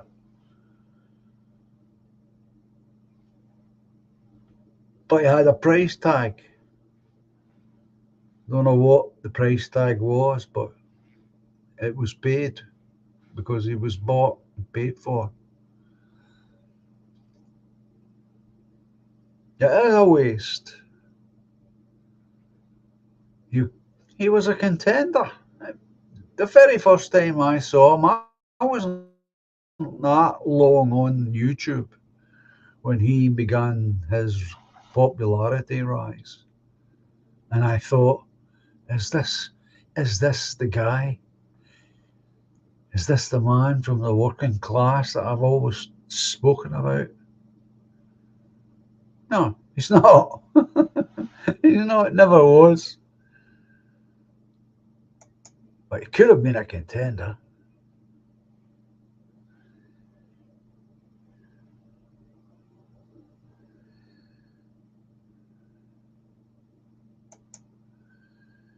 Linda, good evening. If I haven't said the evening before, reform is likely to be like the Teats in Australia. They're just there to scoop up any support for independence or invest them in signing up. Yeah, well, exactly.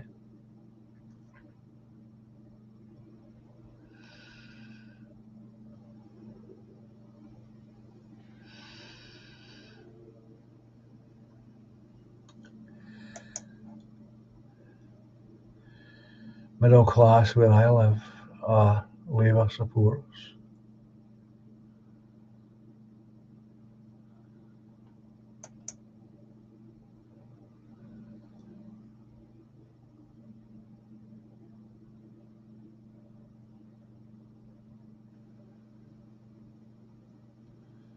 That's a good one, Budgie.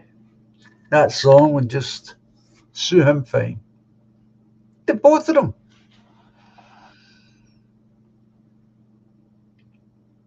Both of them.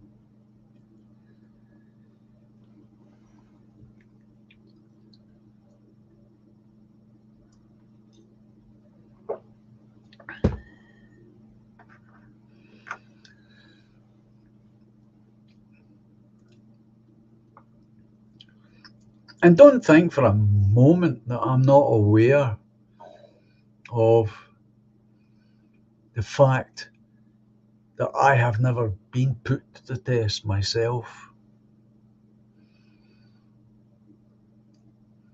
Because I've not been put to the test. Because I don't have what Tommy Robinson had.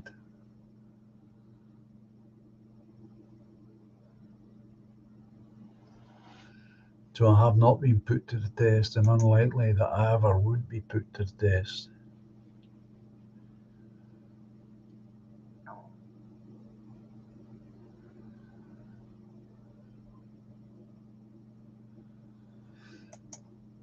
Well, I think that's an interesting possibility, Ludwig. Seems there was an interesting interest in fomenting the Middle Eastern conflicts into Europe. I do wonder if he isn't part of that plan. He wouldn't surprise me in the least, Ludwig. Wouldn't surprise me in the least.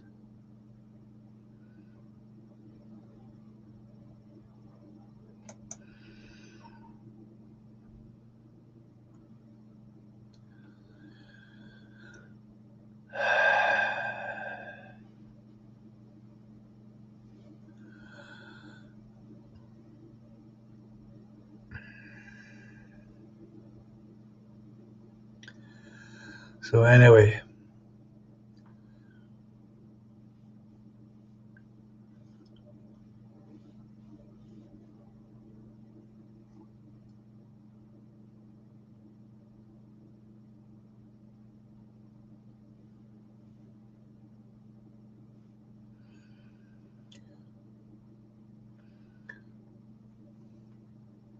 some of you who have been supporting this channel for a while, like Trevor M and Steve and many other, Budgie and many others, will probably remember me talking about I used to be involved in seances and what have you. I'm sure you remember that, some of you.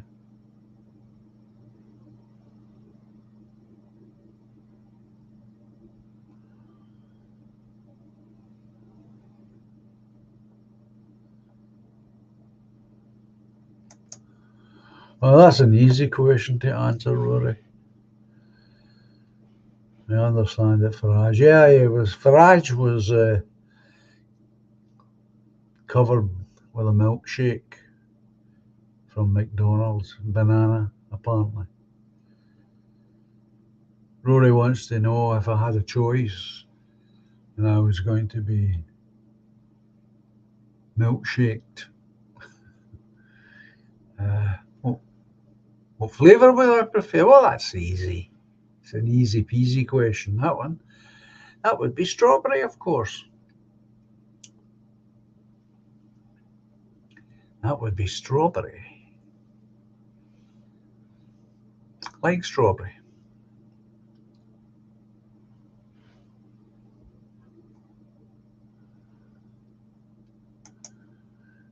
Yep, well remembered, Drill. He was found guilty of mortgage fraud with a Rothschild. I didn't realise one of them was involved in it.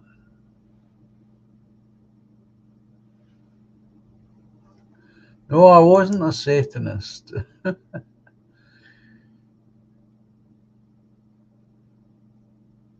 It'd have to be a vanilla, says Steve.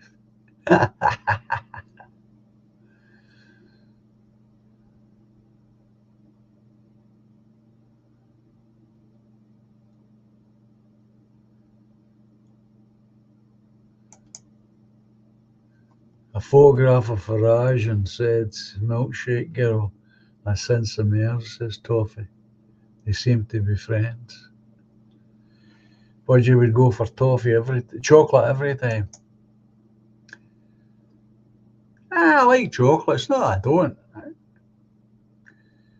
Just been whimsical, yeah. Strawberry. Like that.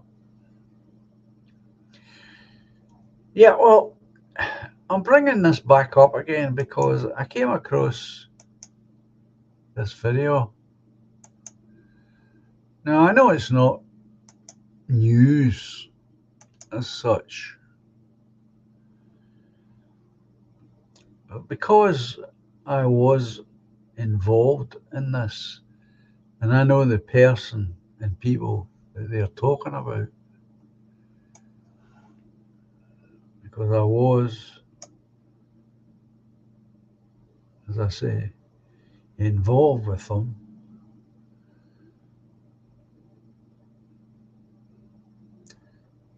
Derek Akura.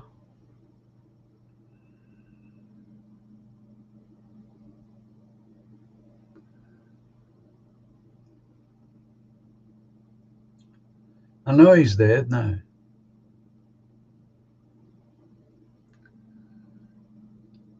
Field Marshal, good morning, you lovelies. Good morning, Field Marshal.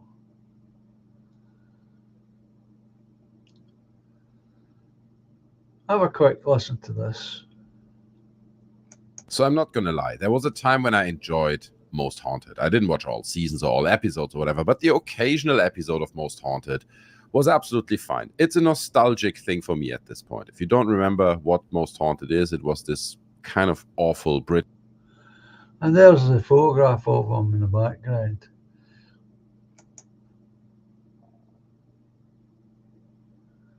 Toffee, Scouse legend.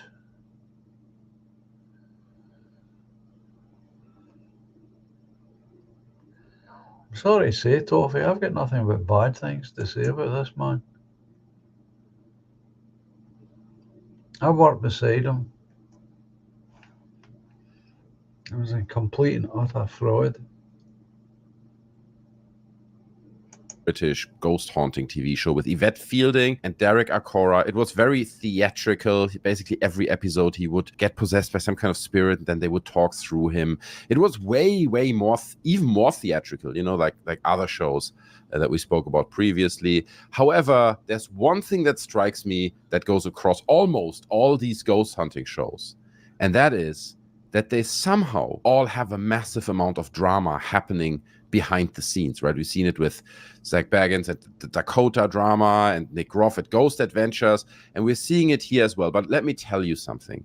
The level of drama that went on behind the scenes and is still ongoing. By the end of this video, I'm going to talk about an update literally from like 3 days ago. But the history of drama that's been going on behind the scenes at Most Haunted, it's incredible, okay? And I've been reading some of it here and there every now and then, so I felt, maybe I should pull it all together, make one compelling video that tells you guys what's going on and what allegedly went on behind the scenes at Most Haunted. A lot of this is going back to around 2005, when their, at that time, resident parapsychologist, This guy, he's the one that laid all the different traps for Acora to walk into, and he walked into all of these traps. And what do I mean by traps? And what I mean by traps is laying down false information about what happened in certain locations that they were in, and Acora would pick this bogus information up and claim that he was speaking to these dead people from hundreds of years ago who were nothing more than a figment of this man's imagination. And this is why I'm bringing it to your attention. I know it's not news now, it's old news now, but this Most Haunted show is still running along on YouTube now.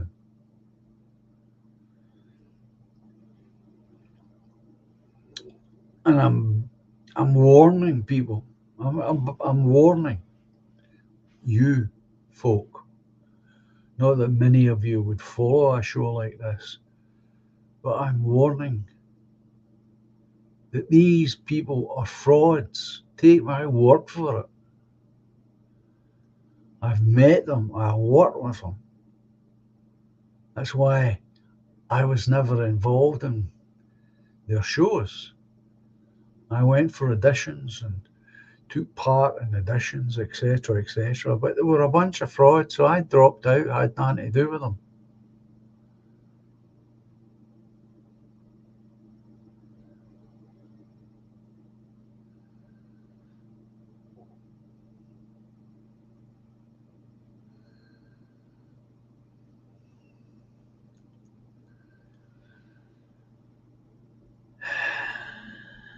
I hope you're joking, Anglo.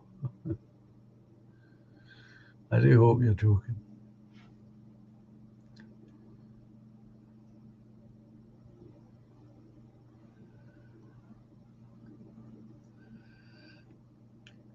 So if you want to know any more about the outright lies that were said in front of the camera, go and listen to this video.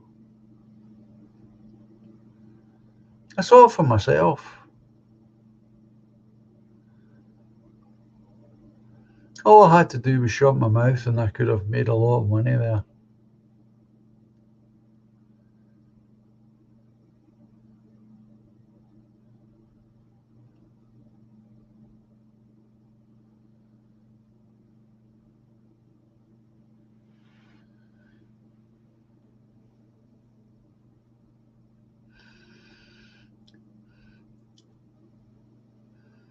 But I wasn't going to get involved in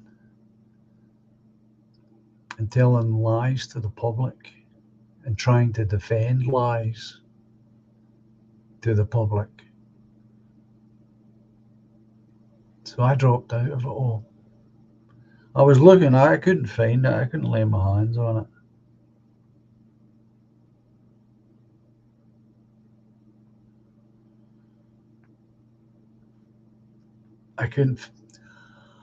I was looking for the trailer that was made. I couldn't lay my hands on it to show you.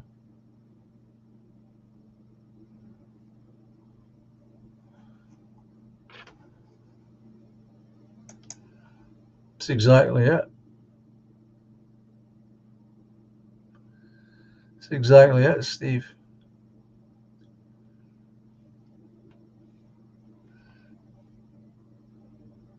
I mean, these people went out into daytime television to promote these television shows,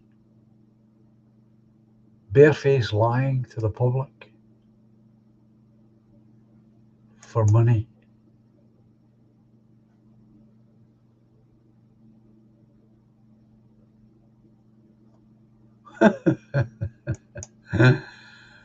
Yeah, pretty much sums up politics nowadays. Yeah, that's for sure. I don't want to say any more than that. That's why I brought it on. Right.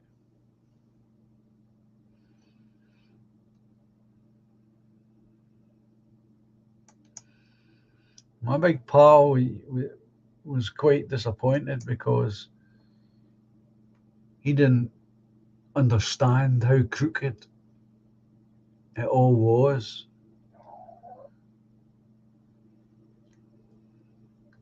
And I finally, eventually convinced him. The bit I kept going on about that changed his mind was the fact that had I stayed involved in that shenanigans, I too would have been faced with the prospect of going on daytime television and lying to the public about what was real and what was not. None of it was real.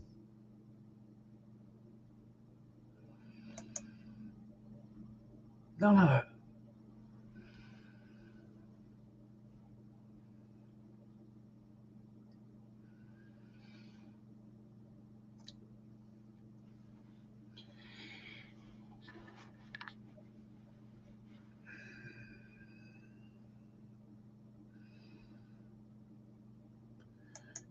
Oh, that's true, Budgie. The ones who buy the lie, they are the fools.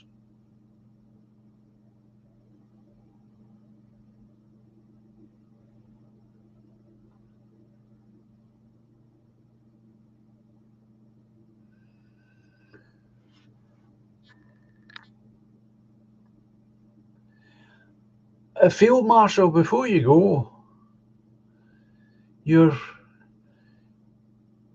but you are interacting. I know Amanda says she can't get in, and I don't understand that because I never banned her or anything like that. I don't understand why that happened. Now you are interacting because you're in the chat.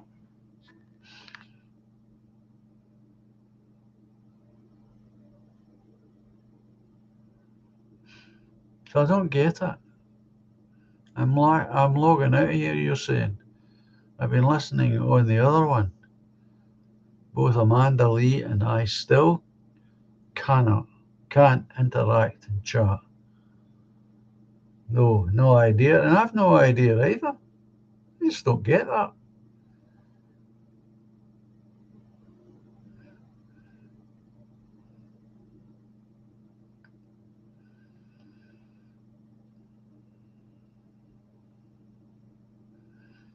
Yeah, I know that.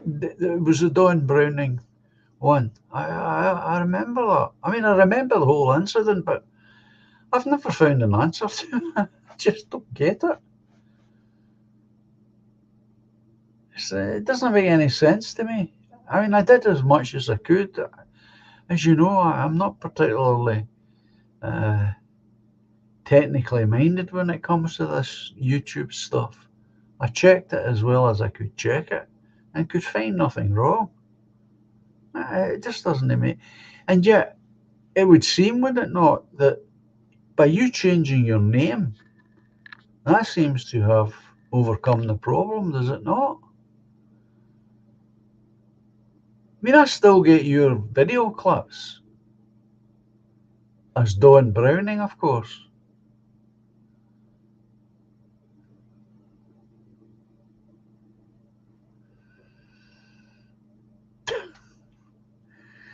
There's toffee mucking about there. So I really honestly don't know what happened there. I really don't. And I noticed Amanda was talking about it the other night when I was on Sensims.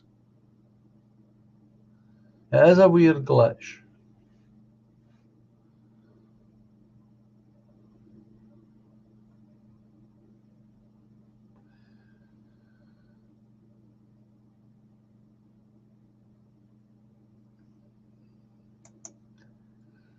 Some weird glitch, John, says Linda.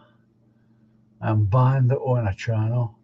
The host and mods have tried to fix it but can't. It's not on your end, John.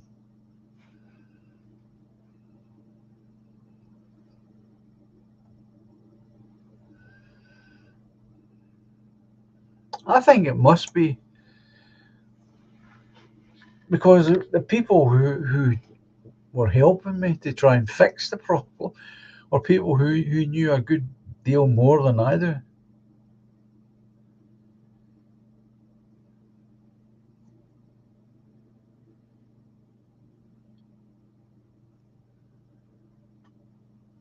Well, that would be tremendous if you could do that. I should remember that. Remember to ask people to like, comment, and share and subscribe. Got to get you 1,000 subs so you can get monetized. Yeah, that would be great.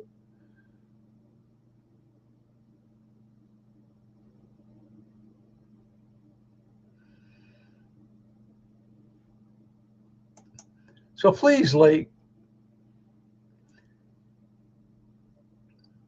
share, and subscribe, folks, if you haven't done it. It's a habit I just never ever get into. But yeah, it'd be great to have 1,000 subs. I didn't even think I would get as many as I've got ever. But there you go. It's just amazing. But yeah, having 1,000 subs and having monetization would be tremendous. I mean, I wouldn't put the money in my bank account. I'd put it in the party's bank account. A great help. And by the way, folks, I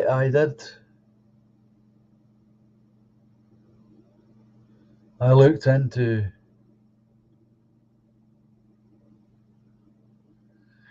yeah, it's a shame Mannequin left us, isn't it? There you go. That was his choice.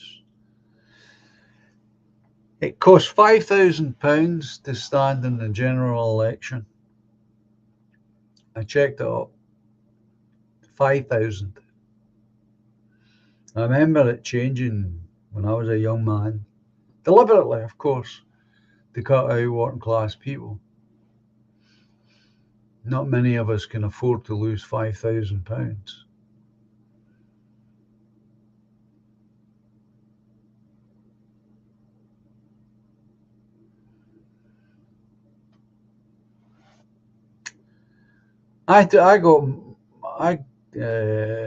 Just for the record, I got my 2 paintings beautifully framed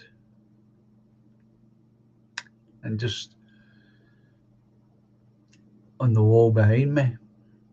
Thank you, Rory. I know it's 11 o'clock. Well, he left us, you see. He left us. He phoned me up and said he wasn't. He was giving up. the party. He was giving up watching the channel or supporting the channel.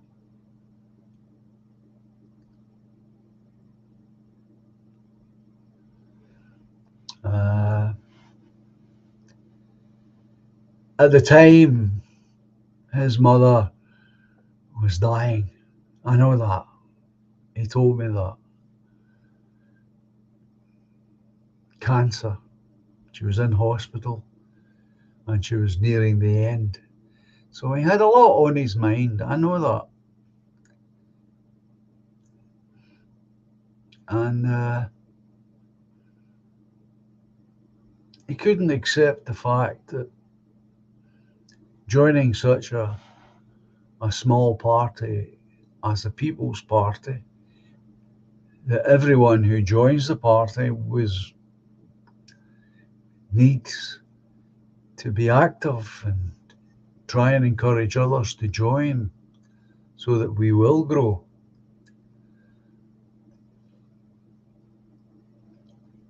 Too impatient, I suppose I could say he was, but he was keen as mustard. He was just socially isolated where he lived. That didn't help.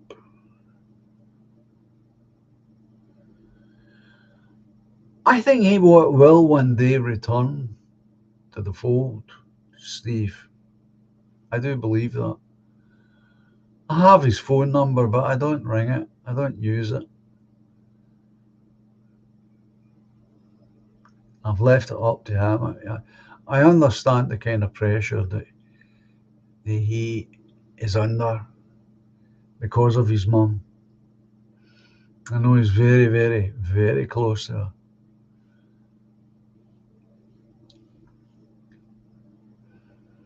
So he has all of that to deal with. And like a lot of people, like some of you good people, as he has moved through his own life, friends have dropped away, some have died,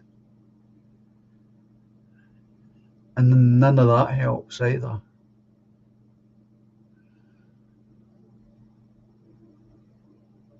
Yeah, that's true. And we do only get the one, and I did say that many times to him.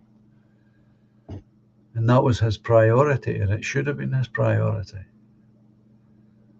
I never fell out with me personally. I never fell out with anyone in chat or anything. He just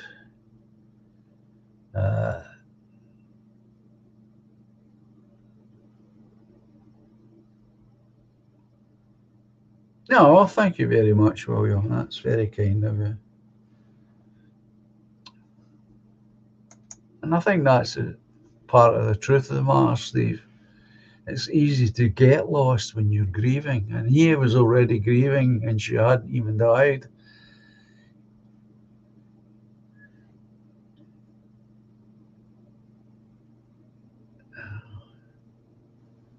Oh, the movie Anglo went down very well. It's a lovely little film. You really need to give it a go, my friend.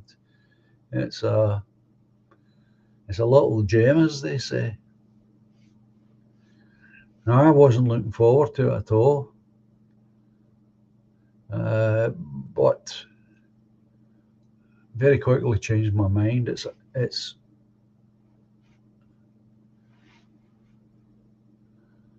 an hour and a half. Well worth a watch. Well worth a watch. It's just fascinating.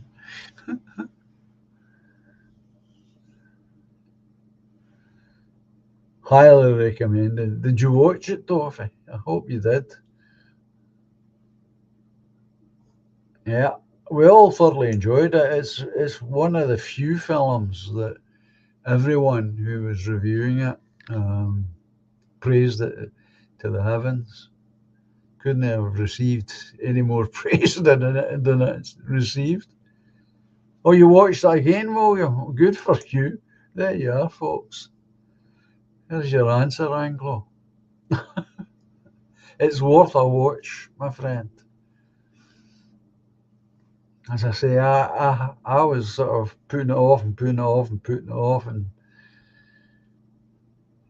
simply because of the title.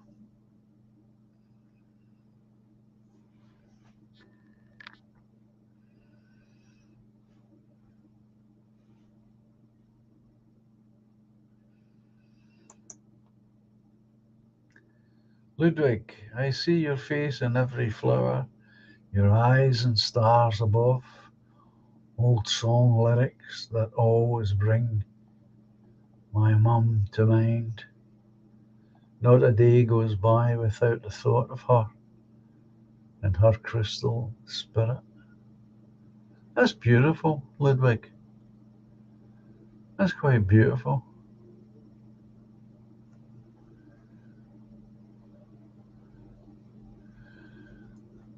Oh, I'm glad you did that, Toffee. I'm sure you really did enjoy it. It's really surprising. Oh, that's really nice, Ludwig. I see your face in every flower, your eyes and stars above, old song lyrics that always bring my mum to mind. Not a day goes by without the thought of her and her crystal spirit. Lovely. Lovely.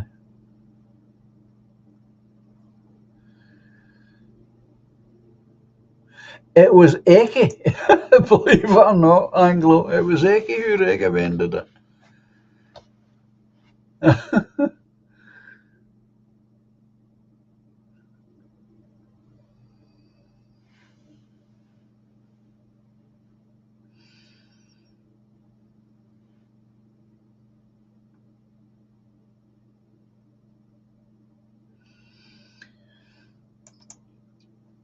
So there you go. Eki recommended it. But you watch it, my friend, and you will enjoy it, I am sure.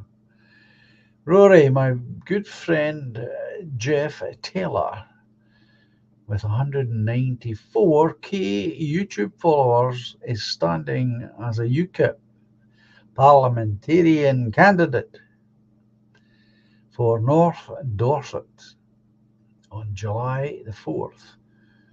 I signed his election form last night. Could we wish him the best? Of course we could.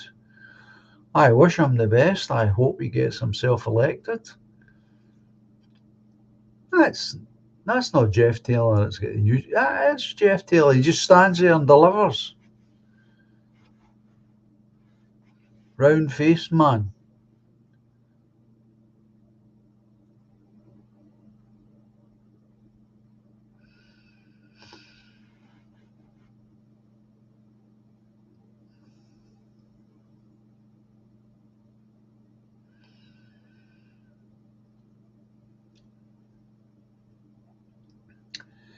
Let us wish him all the best. I do certainly wish him all the best.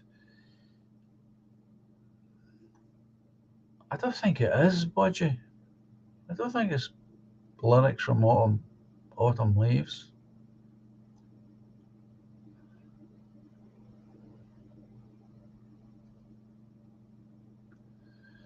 Yeah.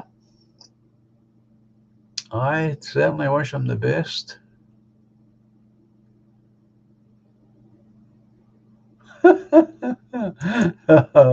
Oh, very good, Steve. I see my ex-wife in every Hammer horror film.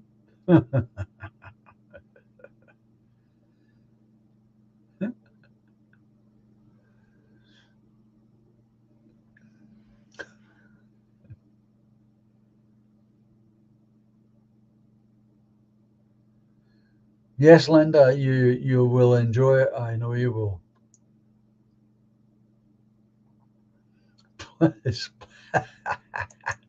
Especially blood-sucking vampire movies, says Steve.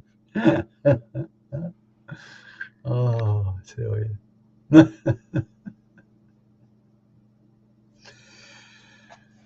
Well, folks, it's that time again. You know, this is one of the few nights that I've actually managed to get through all the videos that I've picked out. You've no idea how many times I have picked out videos for us to watch together, and it never seems to happen. Amazing. But anyway, it's nice to see you back, Steve. I hope you're feeling a lot better and things are calmer, shall we say. And I want to see as many independents get themselves elected.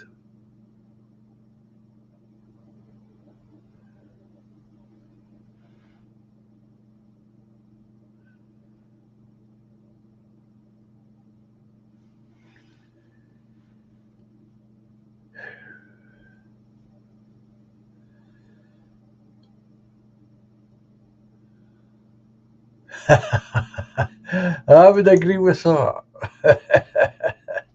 And one of the other things that they were awfully good at doing, which I thoroughly enjoyed, as I'm sure you did as well, Uncle, is when the girls or the ladies were in those night dresses, the full-length night dresses, they were always beautifully backlit, so you could see right through them.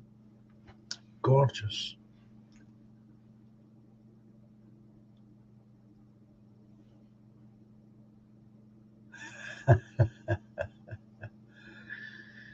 Anyway, as I always like to say, folks, adios, au revoir, cheerio, and until Friday evening, goodbye for now. Take care of yourself, and thanks all of you for being here. Without you, there wouldn't be a channel. So please like, share, subscribe if you've not done it yet, and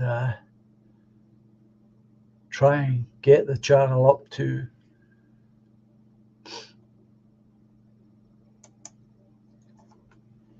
1,000 subs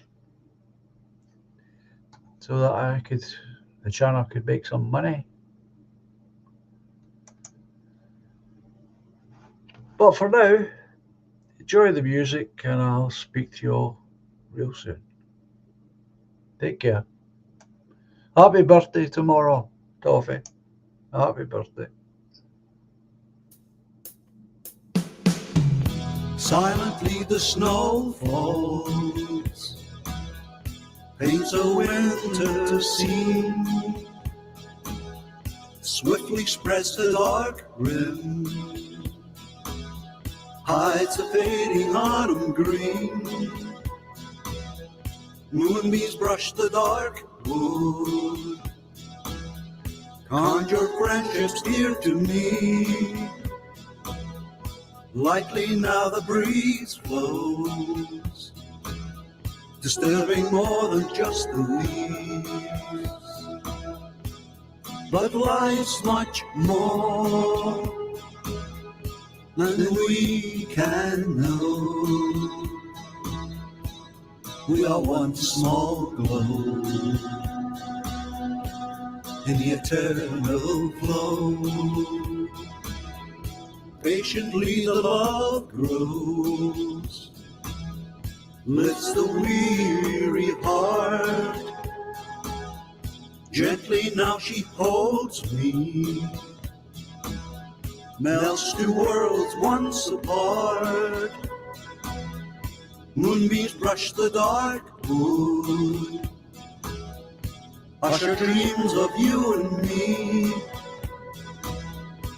softly then the breeze blows, disturbing more than just the trees. All together now, But love's much more so much more than we can know. than we can ever possibly know. We are one small globe, But an important flow in the eternal flow. Melodies of long ago, songs of innocence, harmonies to soothe the soul, have some consequence. Moonbeams rush the dark wood, awakening joys of you and me. Silently the snow falls, bringing winter symphony. all together now, But we're much more so much more than we can know. than we can ever possibly know. We are one small globe, But a very, very important flow in the eternal flow. But life's much more than we can know. We are one small globe,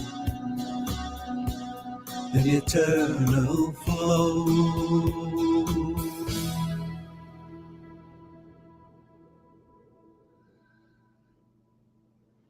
So one last time, folks, you take care, and thank you all for being here.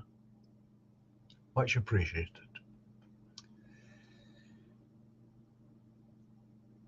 We shall speak again soon.